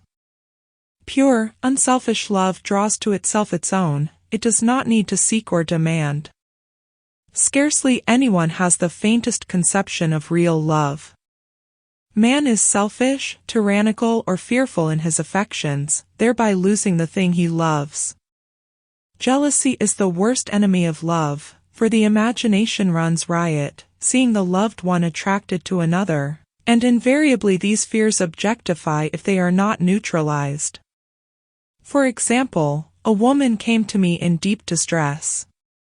The man she loved had left her for other women, and said he never intended to marry her. She was torn with jealousy and resentment and said she hoped he would suffer as he had made her suffer, and added, "How could he leave me when I loved him so much?" I replied, "You are not loving that man, you are hating him," and added, "You can never receive what you have never given. Give a perfect love and you will receive a perfect love. Perfect yourself on this man. Give him a perfect, unselfish love, demanding nothing in return. Do not criticize or condemn, and bless him wherever his is." She replied, "No, I won't bless him unless I know where he is," she said. Well, I said, that is not real love. When you send out real love, real love will return to you either from this man or his equivalent. For if this man is not the divine selection, you will not want him. As you are one with God, you are one with the love which belongs to you by divine right. Several months passed, and matters remained about the same, but she was working conscientiously with herself.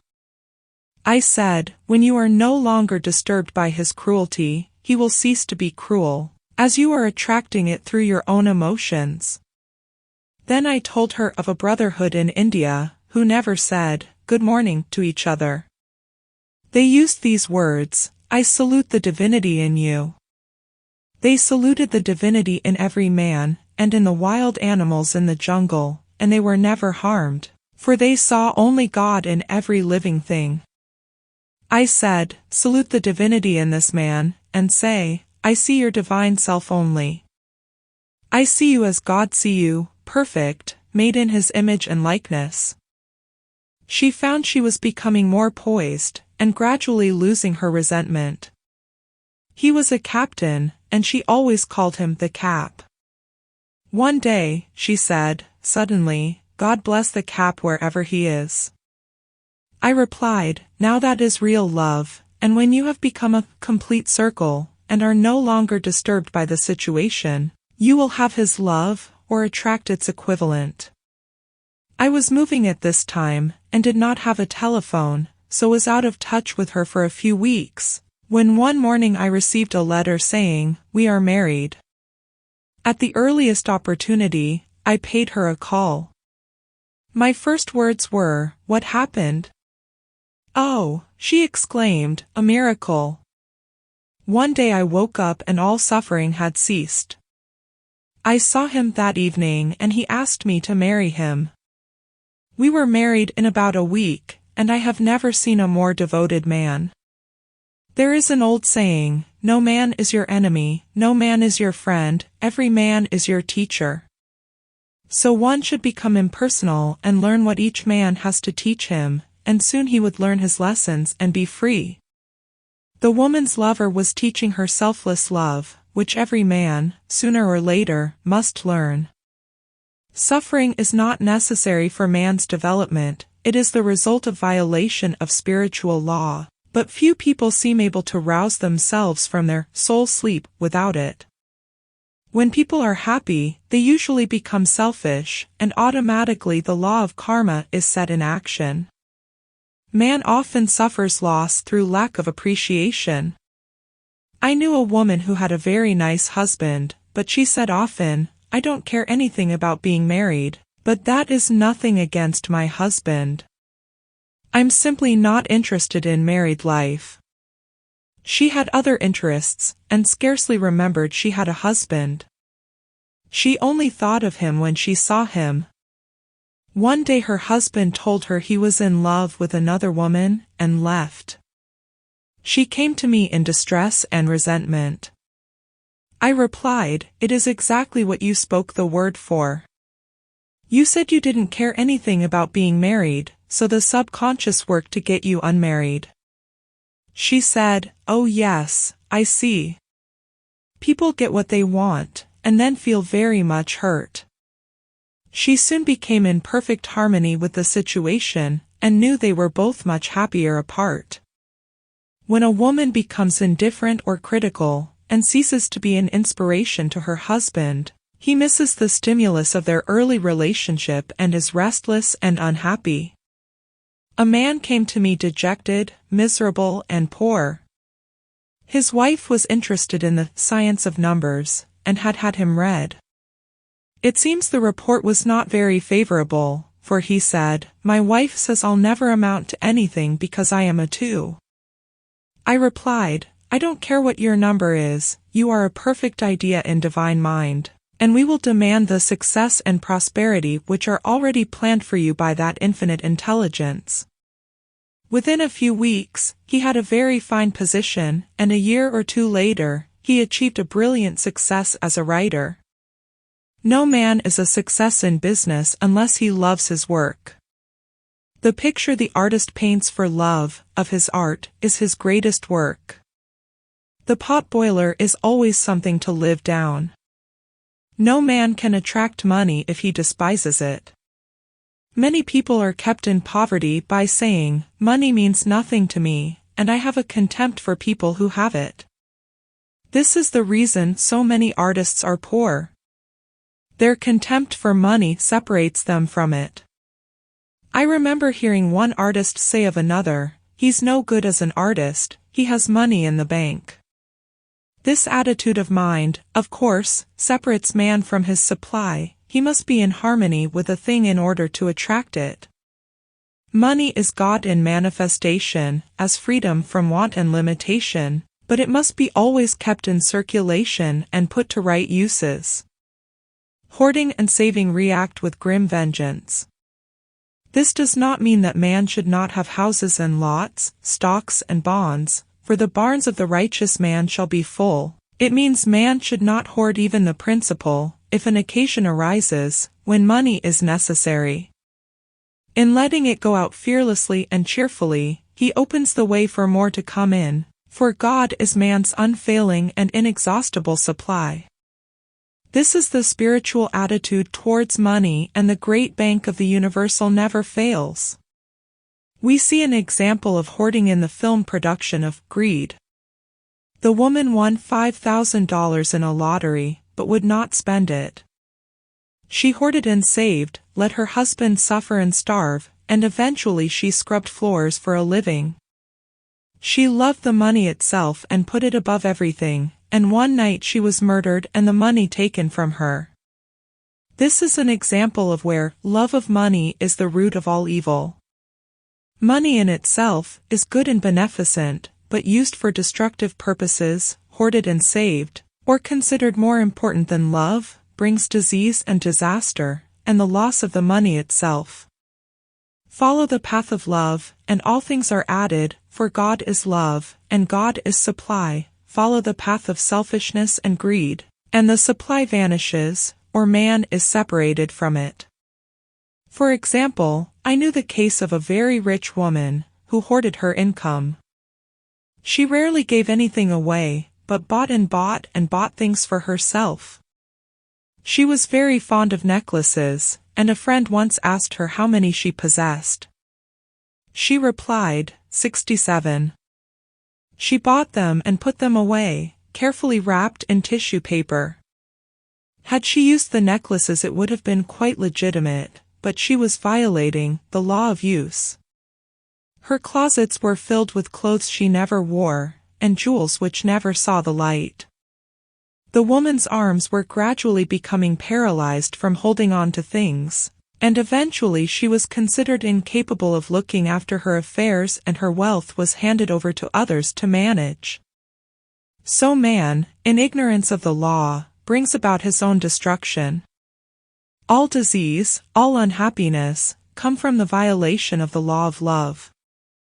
Man's boomerangs of hate, resentment, and criticism come back laden with sickness and sorrow. Love seems almost a lost art, but the man with the knowledge of spiritual law knows it must be regained, for without it, he has become as sounding brass and tinkling cymbals. For example, I had a student who came to me, month after month, to clean her consciousness of resentment. After a while, she arrived at the point where she resented only one woman, but that one woman kept her busy. Little by little she became poised and harmonious, and one day, all resentment was wiped out. She came in radiant, and exclaimed, "You can't understand how I feel."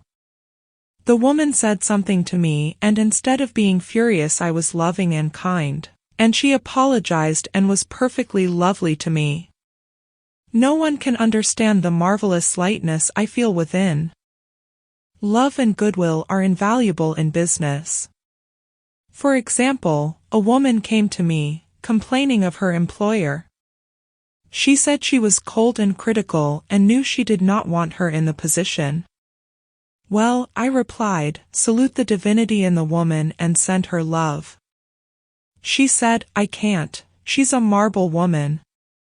I answered, you remember the story of the sculptor who asked for a certain piece of marble. He was asked why he wanted it, and he replied, because there is an angel in the marble, and out it he produced a wonderful work of art. She said, very well, I'll try it. A week later she came back and said, I did what you told me to, and now the woman is very kind, and took me out in her car. People are sometimes filled with remorse for having done someone an unkindness, perhaps years ago. If the wrong cannot be righted, its effect can be neutralized by doing someone a kindness in the present. This one thing I do, forgetting those things which are behind and reaching forth unto those things where are before. Sorrow, regret, and remorse tear down the cells of the body, and poison the atmosphere of the individual. A woman said to me in deep sorrow, treat me to be happy and joyous, for my sorrow makes me so irritable with the members of my family that I keep making more karma. I was asked to treat a woman who was mourning for her daughter. I denied all belief in loss and separation, and affirmed that God was the woman's joy, love, and peace. The woman gained her poise at once, but sent word by her son, not to treat any longer, because she was so happy, it wasn't respectable. So mortal mind loves to hang on to its griefs and regrets. I knew a woman who went about bragging of her troubles, so, of course, she always had something to brag about. The old idea was if a woman did not worry about her children, she was not a good mother. Now, we know that mother fear is responsible for many of the diseases and accidents which come into the lives of children. For fear pictures vividly the disease or situation feared, and these pictures objectify, if not neutralized. Happy is the mother who can say sincerely that she puts her child in God's hands, and knows therefore that he is divinely protected. She, in this way, throws about him a great aura of protection. For example, a woman awoke suddenly, in the night, feeling her brother was in great danger. Instead of giving in to her fears, she commenced making statements of truth, saying, man is a perfect idea in divine mind, and is always in his right place. Therefore, my brother is in his right place, and is divinely protected. The next day she found that her brother had been in close proximity to an explosion in a mine, but had miraculously escaped. So man is his brother's keeper, in thought, and every man should know that the thing he loves dwells in the secret place of the Most High, and abides under the shadow of the Almighty. There shall no evil befall thee, neither shall any plague come nigh thy dwelling. Perfect love casteth out fear. He that feareth is not made perfect in love, and love is the fulfilling of the law. Chapter 8. Intuition or Guidance. In all thy ways acknowledge him, and he shall direct thy paths. There is nothing too great of accomplishment for the man who knows the power of his word, and who follows his intuitive leads. By the word he starts in action unseen forces, and can rebuild his body or remold his affairs. It is, therefore, of the utmost importance to choose the right words, and the student carefully selects the affirmation he wishes to catapult into the invisible. He knows that God is his supply, that there is a supply for every demand, and that his spoken word releases this supply. Ask and ye shall receive. Man must make the first move. Draw nigh to God and he will draw nigh to you. I have often been asked just how to make a demonstration. I reply, speak the word and then do not do anything until you get a definite lead. Demand the lead, saying, Infinite Spirit, reveal to me the way, let me know if there is anything for me to do. The answer will come through intuition or hunch, a chance remark from someone, or a passage in a book, etc., etc. The answers are sometimes quite startling in their exactness. For example, a woman desired a large sum of money. She spoke the words, Infinite Spirit, open the way for my immediate supply, let all that is mine by divine right now reach me, in great avalanches of abundance. Then she added, give me a definite lead, let me know if there is anything for me to do. The thought came quickly, give a certain friend, who had helped her spiritually, $100. She told her friend, who said, wait and get another lead, before giving it. So she waited, and that day met a woman who said to her, I gave someone $1 today, it was just as much for me, as it would be for you to give someone 100. This was indeed an unmistakable lead, so she knew she was right in giving the $100. It was a gift which proved a great investment, for shortly after that, a large sum of money came to her in a remarkable way. Giving opens the way for receiving. In order to create activity in finances, one should give. Tithing or giving 1/10 of one's income is an old Jewish custom and is sure to bring increase. Many of the richest men in this country have been tithers, and I have never known it to fail as an investment. The 10th part goes forth and returns blessed and multiplied. But the gift or tithe must be given with love and cheerfulness, for God loveth a cheerful giver. Bills should be paid cheerfully, all money should be sent forth fearlessly and with a blessing. This attitude of mind makes man master of money. It is his to obey, and his spoken word then opens vast reservoirs of wealth. Man, himself, limits his supply by his limited vision. Sometimes the student has a great realization of wealth, but is afraid to act. The vision and action must go hand in hand, as in the case of the man who bought the fur-lined overcoat. A woman came to me asking me to speak the word for a position. So I demanded, Infinite Spirit, open the way for this woman's right position. Never ask for just a position, ask for the right position, the place already planned in divine mind, as it is the only one that will give satisfaction. I then gave thanks that she had already received, and that it would manifest quickly. Very soon, she had 3 positions offered her, 2 in New York and 1 in Palm Beach, and she did not know which to choose. I said, ask for a definite lead. The time was almost up and was still undecided when one day, she telephoned, "When I woke up this morning, I could smell Palm Beach." She had been there before and knew its balmy fragrance. I replied, "Well, if you can smell Palm Beach from here, it is certainly your lead." She accepted the position, and it proved a great success. Often one's lead comes at an unexpected time. One day, I was walking down the street when I suddenly felt a strong urge to go to a certain bakery, a block or two away. The reasoning mind resisted, arguing, "There is nothing there that you want." However, I had learned not to reason, so I went to the bakery, looked at everything, and there was certainly nothing there that I wanted, but coming out I encountered a woman I had thought of often, and who was in great need of the help which I could give her. So often, one goes for one thing and finds another. Intuition is a spiritual faculty and does not explain, but simply points the way. A person often receives a lead during a treatment. The idea that comes may seem quite irrelevant, but some of God's leadings are mysterious. In the class, one day, I was treating that each individual would receive a definite lead. A woman came to me afterwards, and said, "While you were treating, I got the hunch to take my furniture out of storage and get an apartment." The woman had come to be treated for health. I told her I knew in getting a home of her own, her health would improve, and I added, "I believe your trouble, which is a congestion, has come from having things stored away. Congestion of things causes congestion in the body.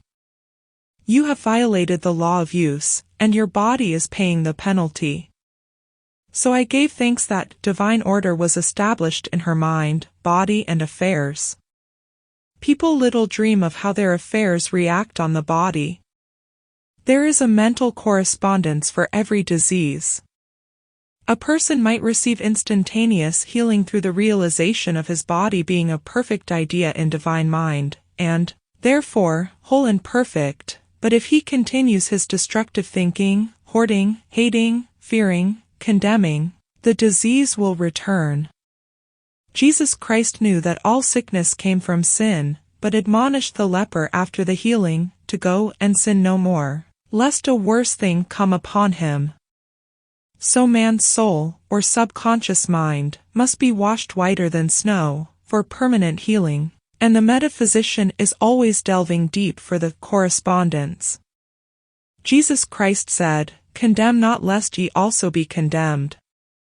Judge not, that ye be judged." Many people have attracted disease and unhappiness through condemnation of others. What man condemns in others, he attracts to himself. For example, a friend came to me in anger and distress, because her husband had deserted her for another woman. She condemned the other woman, and said continually, she knew he was a married man, and had no right to accept his attentions. I replied, "Stop condemning the woman, bless her, and be through with the situation, otherwise, you are attracting the same thing to yourself." She was deaf to my words, and a year or two later, became deeply interested in a married man, herself. Man picks up a live wire whenever he criticizes or condemns, and may expect a shock. Indecision is a stumbling block in many a pathway. In order to overcome it, make the statement, repeatedly, "I am always under direct inspiration, I make right decisions, quickly." These words impress the subconscious, and soon one finds himself awake and alert, making his right moves without hesitation. I have found it destructive to look to the psychic plane for guidance, as it is the plane of many minds and not the one mind. As man opens his mind to subjectivity, he becomes a target for destructive forces. The psychic plane is the result of man's mortal thought, and is on the plane of opposites. He may receive either good or bad messages. The science of numbers and the reading of horoscopes keep man down on the mental, or mortal, plane, for they deal only with the karmic path. I know of a man who should have been dead, years ago, according to his horoscope, but he is alive and a leader of one of the biggest movements in this country for the uplift of humanity. It takes a very strong mind to neutralize a prophecy of evil. The student should declare, every false prophecy shall come to naught, every plan my Father in heaven has not planned, shall be dissolved and dissipated, the divine idea now comes to pass. However, if any good message has ever been given one, of coming happiness, or wealth, harbor and expect it, and it will manifest sooner or later, through the law of expectancy. Man's will should be used to back the universal will. I will that the will of God be done. It is God's will to give every man every righteous desire of his heart, and man's will should be used to hold the perfect vision, without wavering. The prodigal son said, I will arise and go to my father. It is, indeed, often an effort of the will to leave the husks and swine of mortal thinking. It is so much easier, for the average person, to have fear than faith, so faith is an effort of the will. As man becomes spiritually awakened, he recognizes that any external inharmony is the correspondence of mental inharmony. If he stumbles or falls, he may know he is stumbling or falling in consciousness. One day, a student was walking along the street condemning someone in her thoughts. She was saying, mentally, that woman is the most disagreeable woman on earth, when suddenly 3 Boy Scouts rushed around the corner and almost knocked her over. She did not condemn the Boy Scouts, but immediately called on the law of forgiveness, and saluted the divinity in the woman. Wisdom's way are ways of pleasantness, and all her paths are peace. When one has made his demands upon the universal, he must be ready for surprises. Everything may seem to be going wrong, when in reality, it is going right. For example, a woman was told that there was no loss in divine mind, therefore, she could not lose anything which belonged to her. Anything lost would be returned, or she would receive its equivalent. Several years previously, she had lost $2,000. She had loaned the money to a relative during her lifetime, but the relative had died, leaving no mention of it in her will. The woman was resentful and angry, and as she had no written statement of the transaction, she never received the money, so she determined to deny the loss, and collect the $2,000 from the Bank of the Universal. She had to begin by forgiving the woman, as resentment and unforgiveness closed the doors of this wonderful bank. She made this statement, I deny loss, there is no loss in divine mind, therefore, I cannot lose the $2,000, which belong to me by divine right. As one door shuts, another door opens. She was living in an apartment house which was for sale, and in the lease was a clause, stating that if the house was sold, the tenants would be required to move out within 90 days. Suddenly, the landlord broke the leases and raised the rent. Again, injustice was on her pathway, but this time she was undisturbed.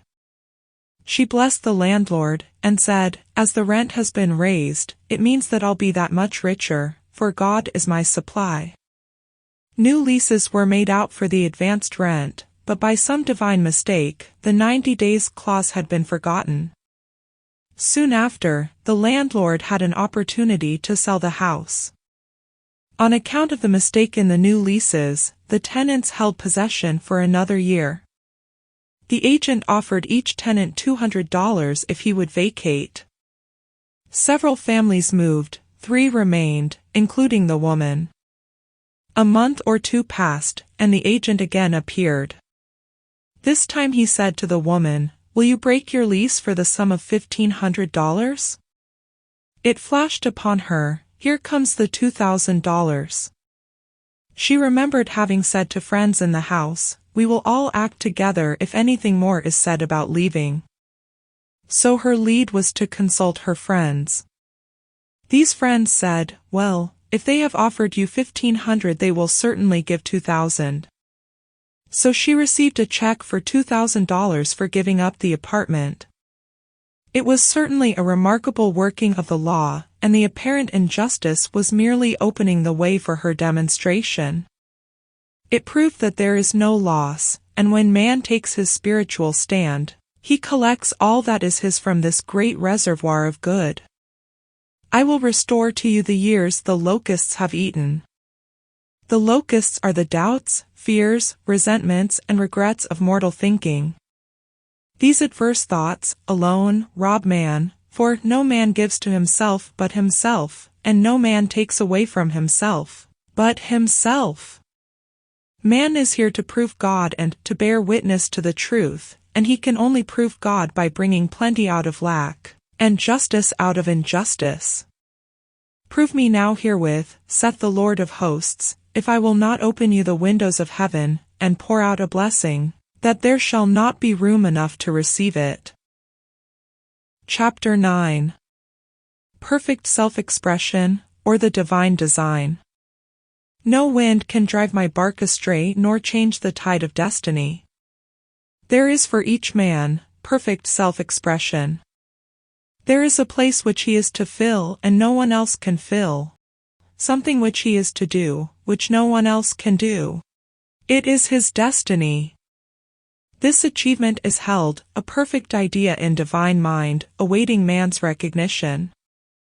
As the imaging faculty is the creative faculty, it is necessary for man to see the idea, before it can manifest. So man's highest demand is for the divine design of his life.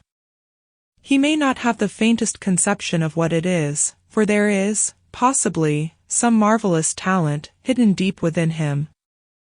His demand should be, Infinite Spirit, open the way for the divine design of my life to manifest. Let the genius within me now be released, let me see clearly the perfect plan. The perfect plan includes health, wealth, love, and perfect self-expression.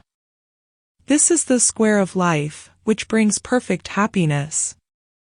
When one has made this demand, he may find great changes taking place in his life, for nearly every man has wandered far from the divine design. I know, in one woman's case, it was as though a cyclone had struck her affairs, but readjustments came quickly, and new and wonderful conditions took the place of old ones. Perfect self-expression will never be labor, but of such absorbing interest that it will seem almost like play. The student knows, also, as man comes into the world financed by God, the supply needed for his perfect self-expression will be at hand. Many a genius has struggled for years with the problem of supply, when his spoken word, and faith, would have released quickly the necessary funds.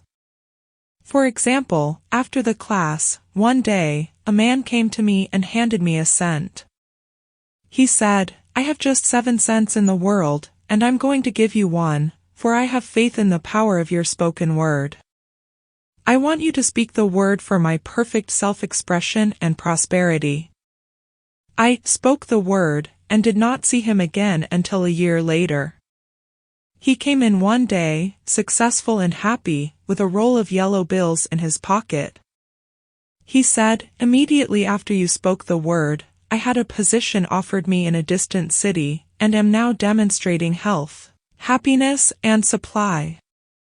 A woman's perfect self-expression may be in becoming a perfect wife, a perfect mother, a perfect homemaker, and not necessarily in having a public career.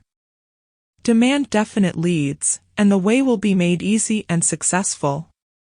One should not visualize or force a mental picture. When he demands the divine design to come into his conscious mind, he will receive flashes of inspiration, and begin to see himself making some great accomplishment. This is the picture, or idea, he must hold without wavering. The thing man seeks is seeking him, the telephone was seeking Bell. Parents should never force careers and professions upon their children. With a knowledge of spiritual truth, the divine plan could be spoken for, early in childhood, or prenatally. A prenatal treatment should be, let the God in this child have perfect expression, let the divine design of his mind, body and affairs be made manifest throughout his life, throughout eternity. God's will be done, not man's, God's pattern, not man's pattern, is the command we find running through all the scriptures, and the Bible is a book dealing with the science of the mind. It is a book telling man how to release his soul, or subconscious mind, from bondage. The battles described are pictures of man waging war against mortal thoughts. A man's foes shall be they of his own household. Every man is Jehoshaphat, and every man is David, who slays Goliath, mortal thinking, with the little white stone, faith. So man must be careful that he is not the wicked and slothful servant who buried his talent.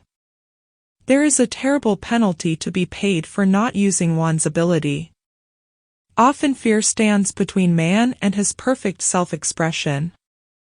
Stage fright has hampered many a genius. This may be overcome by the spoken word, or treatment.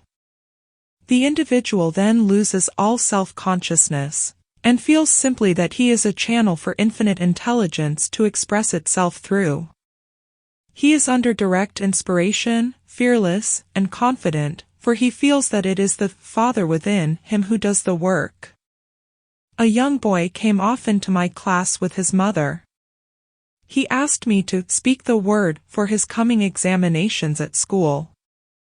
I told him to make the statement, "I am one with infinite intelligence. I know everything I should know on this subject." He had an excellent knowledge of history, but was not sure of his arithmetic. I saw him afterwards, and he said, "I spoke the word for my arithmetic, and passed with the highest honors, but thought I could depend on myself for history, and got a very poor mark." Man often receives a setback when he is too sure of himself, which means he is trusting to his personality and not the Father within. Another one of my students gave me an example of this. She took an extended trip abroad one summer, visiting many countries, where she was ignorant of the languages. She was calling for guidance and protection every minute, and her affairs went smoothly and miraculously. Her luggage was never delayed nor lost. Accommodations were always ready for her at the best hotels, and she had perfect service wherever she went. She returned to New York. Knowing the language, she felt God was no longer necessary, so looked after her affairs in an ordinary manner. Everything went wrong, her trunks delayed, amid disharmony and confusion. The student must form the habit of practicing the presence of God every minute. In all thy ways acknowledge Him, nothing is too small or too great. Sometimes an insignificant incident may be the turning point in a man's life. Robert Fulton, watching some boiling water, simmering in a tea kettle, saw a steamboat. I have seen a student, often, keep back his demonstration, through resistance, or pointing the way. He pins his faith to one channel only, and dictates just the way he desires the manifestation to come, which brings things to a standstill. My way, not your way, is the command of infinite intelligence. Like all power, be it steam or electricity, it must have a non-resistant engine or instrument to work through, and man is that engine or instrument. Over and over again, man is told to stand still. O Judah, fear not, but tomorrow go out against them, for the Lord will be with you. You shall not need to fight this battle. Set yourselves, stand ye still, and see the salvation of the Lord with you. We see this in the incident of the $2,000 coming to the woman through the landlord when she became non-resistant and undisturbed, and the woman won the man's love after all suffering had ceased. The student's goal is poise. Poise is power, for it gives God power a chance to rush through man, to will and to do its good pleasure. Poised, he thinks clearly, and makes right decisions quickly. He never misses a trick. Anger blurs the visions, poisons the blood, is the root of many diseases, and causes wrong decision leading to failure. It has been named one of the worst sins, as its reaction is so harmful. The student learns that in metaphysics sin has a much broader meaning than in the old teaching. Whatsoever is not of faith is sin. He finds that fear and worry are deadly sins. They are inverted faith, and through distorted mental pictures, bring to pass the thing he fears. His work is to drive out these enemies from the subconscious mind. When man is fearless, he is finished. Maeterlinck says that man is God afraid.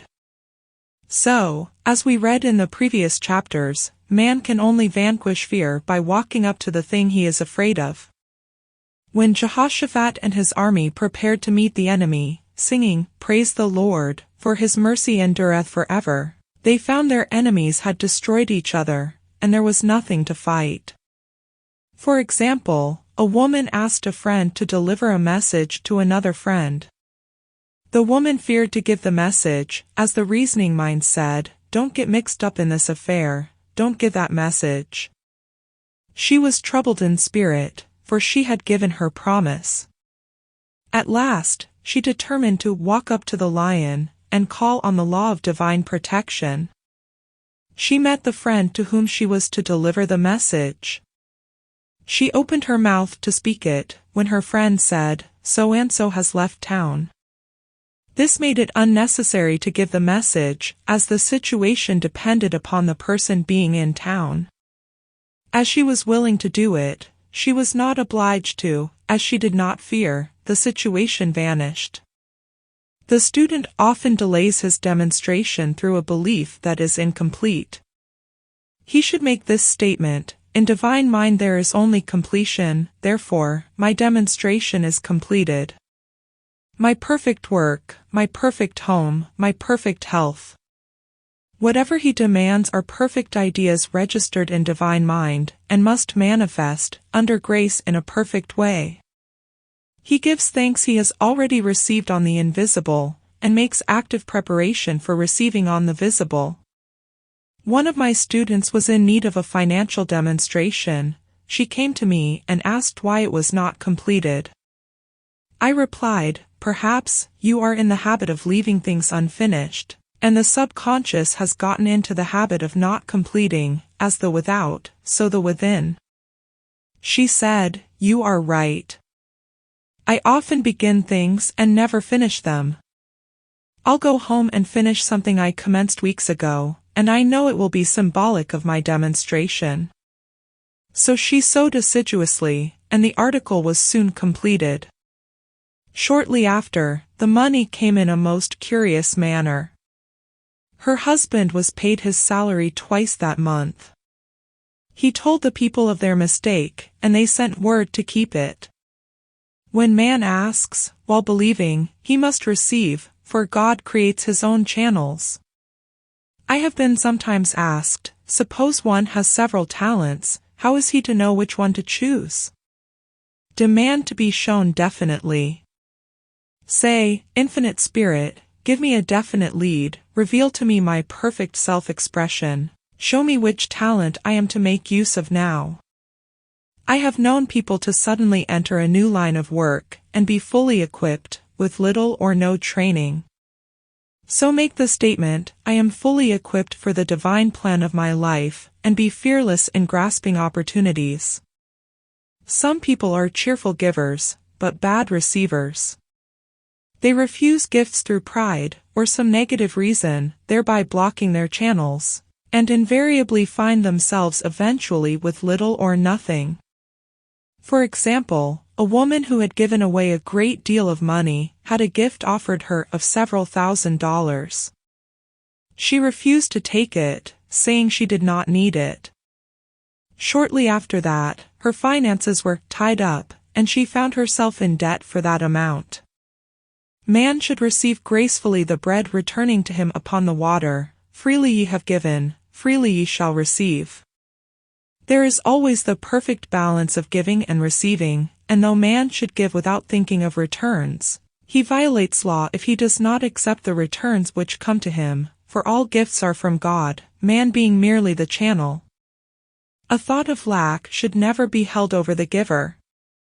For example, when the man gave me the 1 cent, I did not say, "Poor man, he cannot afford to give me that." I saw him rich and prosperous, with his supply pouring in. It was this thought which brought it. If one has been a bad receiver, he must become a good one, and take even a postage stamp if it is given him, and open up his channels for receiving. The Lord loveth a cheerful receiver, as well as a cheerful giver. I have often been asked why one man is born rich and healthy, and another poor and sick. Where there is an effect there is always a cause, there is no such thing as chance. This question is answered through the law of reincarnation. Man goes through many births and deaths, until he knows the truth which sets him free. He is drawn back to the earth plane through unsatisfied desire, to pay his karmic debts, or to fulfill his destiny.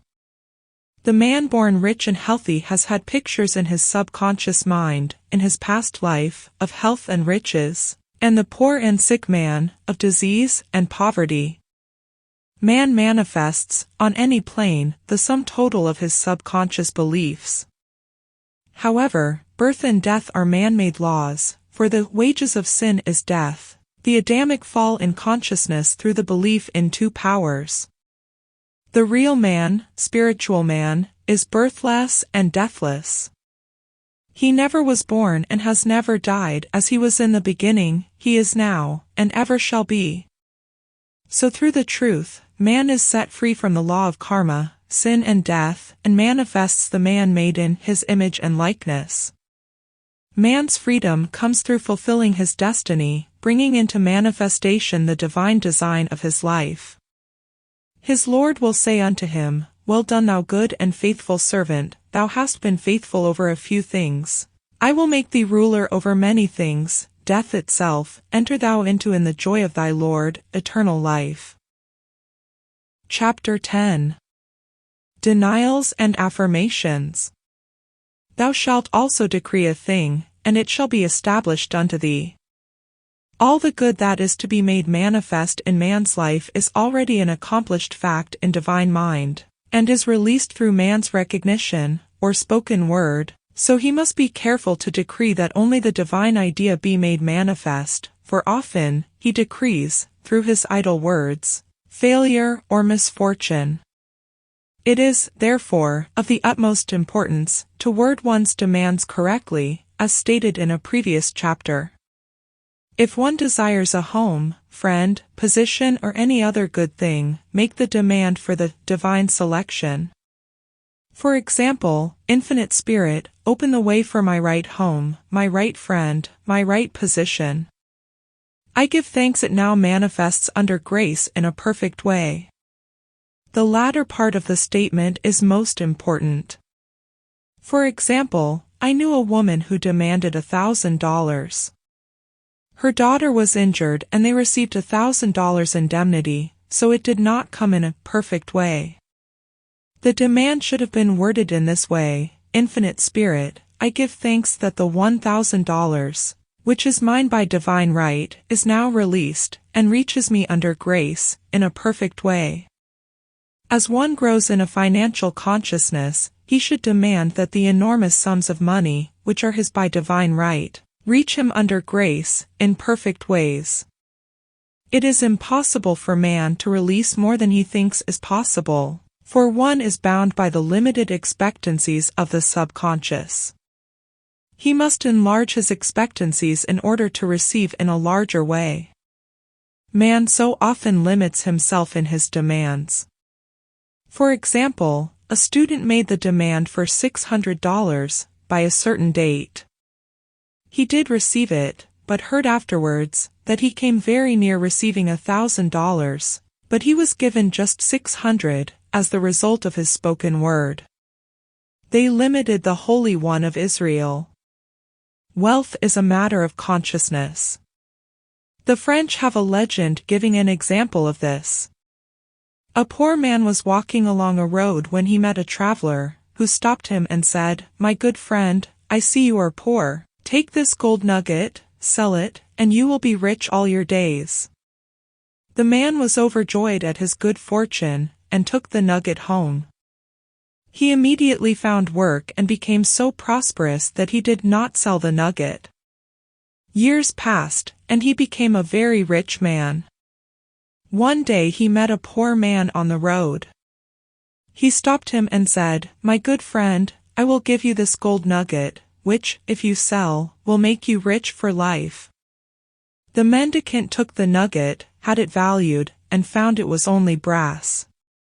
So we see, the first man became rich through feeling rich, thinking the nugget was gold. Every man has within himself a gold nugget. It is his consciousness of gold, of opulence, which brings riches into his life. In making his demands, man begins at his journey's end, that is, he declares he has already received. Before ye call I shall answer. Continually affirming establishes the belief in the subconscious. It would not be necessary to make an affirmation more than once if one had perfect faith. One should not plead or supplicate, but give thanks, repeatedly that he has received. The desert shall rejoice and blossom as the rose. This rejoicing while yet in the desert, state of consciousness, opens the way for release. The Lord's Prayer is in the form of command and demand. Give us this day our daily bread, and forgive us our debts as we forgive our debtors, and ends in praise. For thine is the kingdom and the power and the glory, forever. Amen. Concerning the works of my hands, command ye me. So prayer is command and demand, praise and thanksgiving.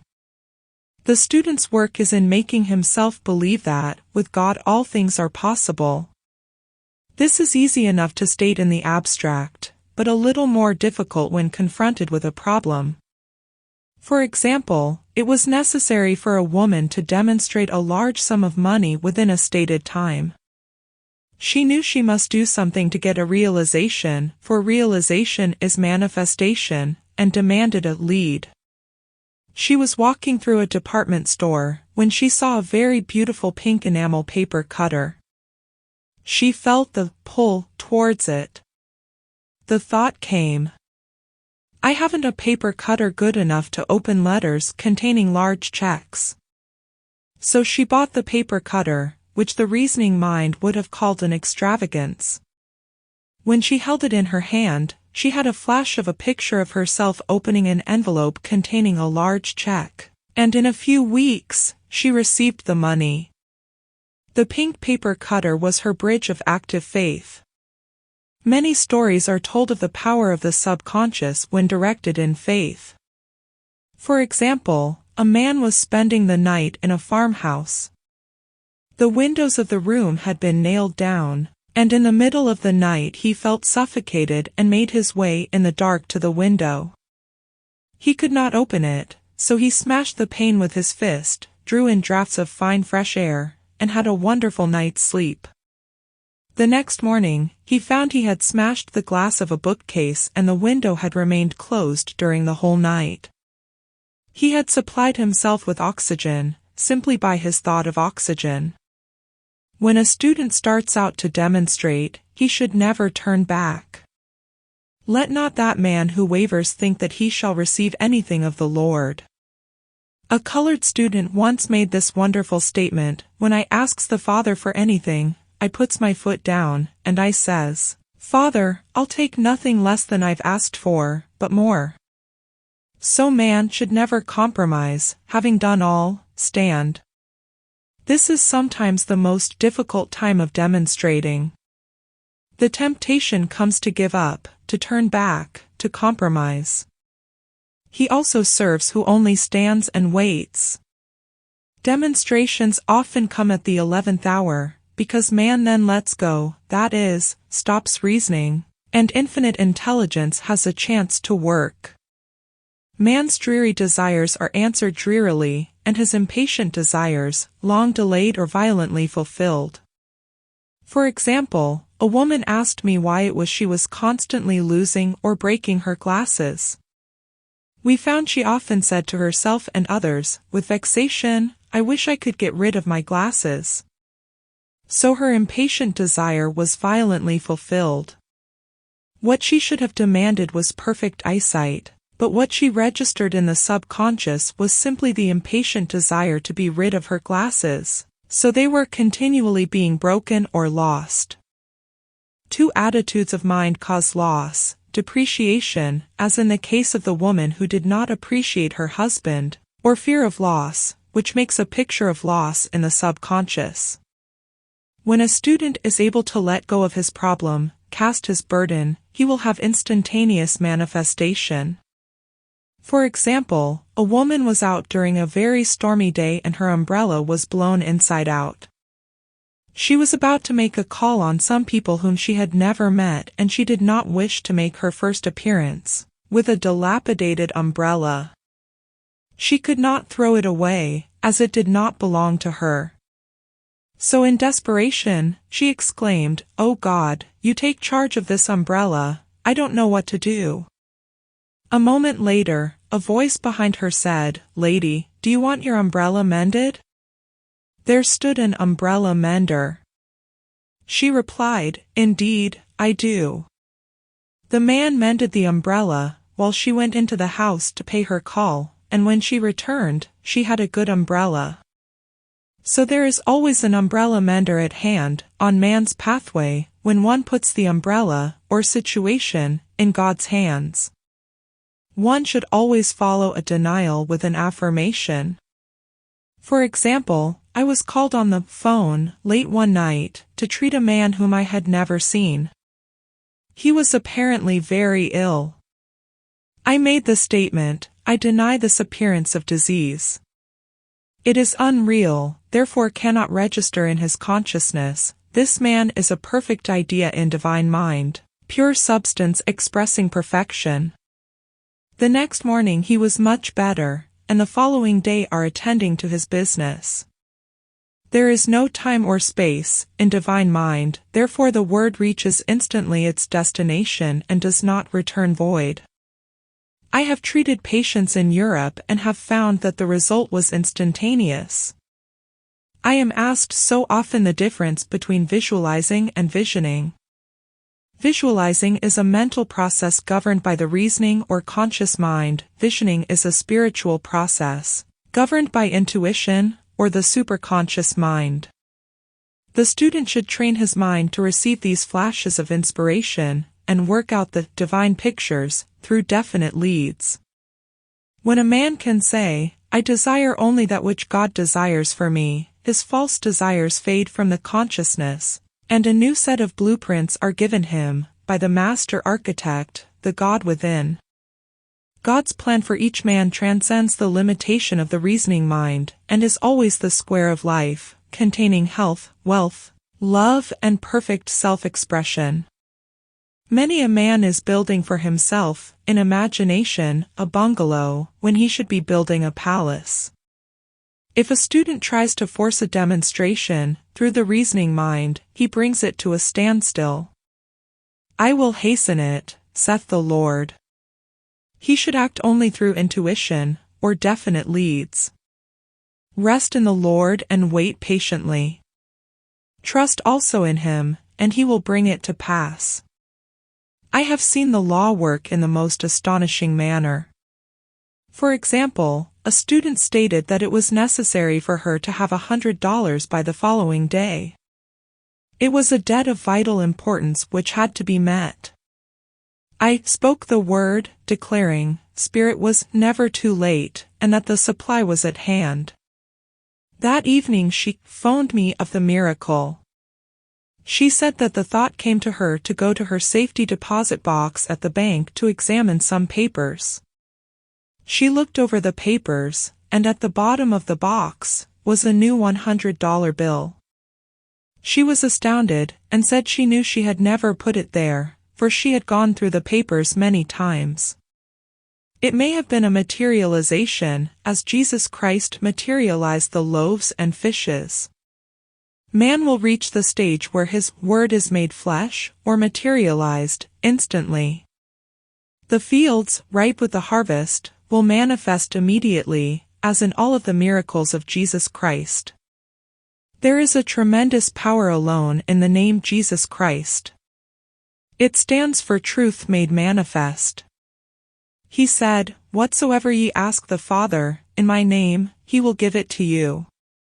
The power of this name raises the student into the fourth dimension, where he is freed from all astral and psychic influences, and he becomes unconditioned and absolute, as God himself is unconditioned and absolute.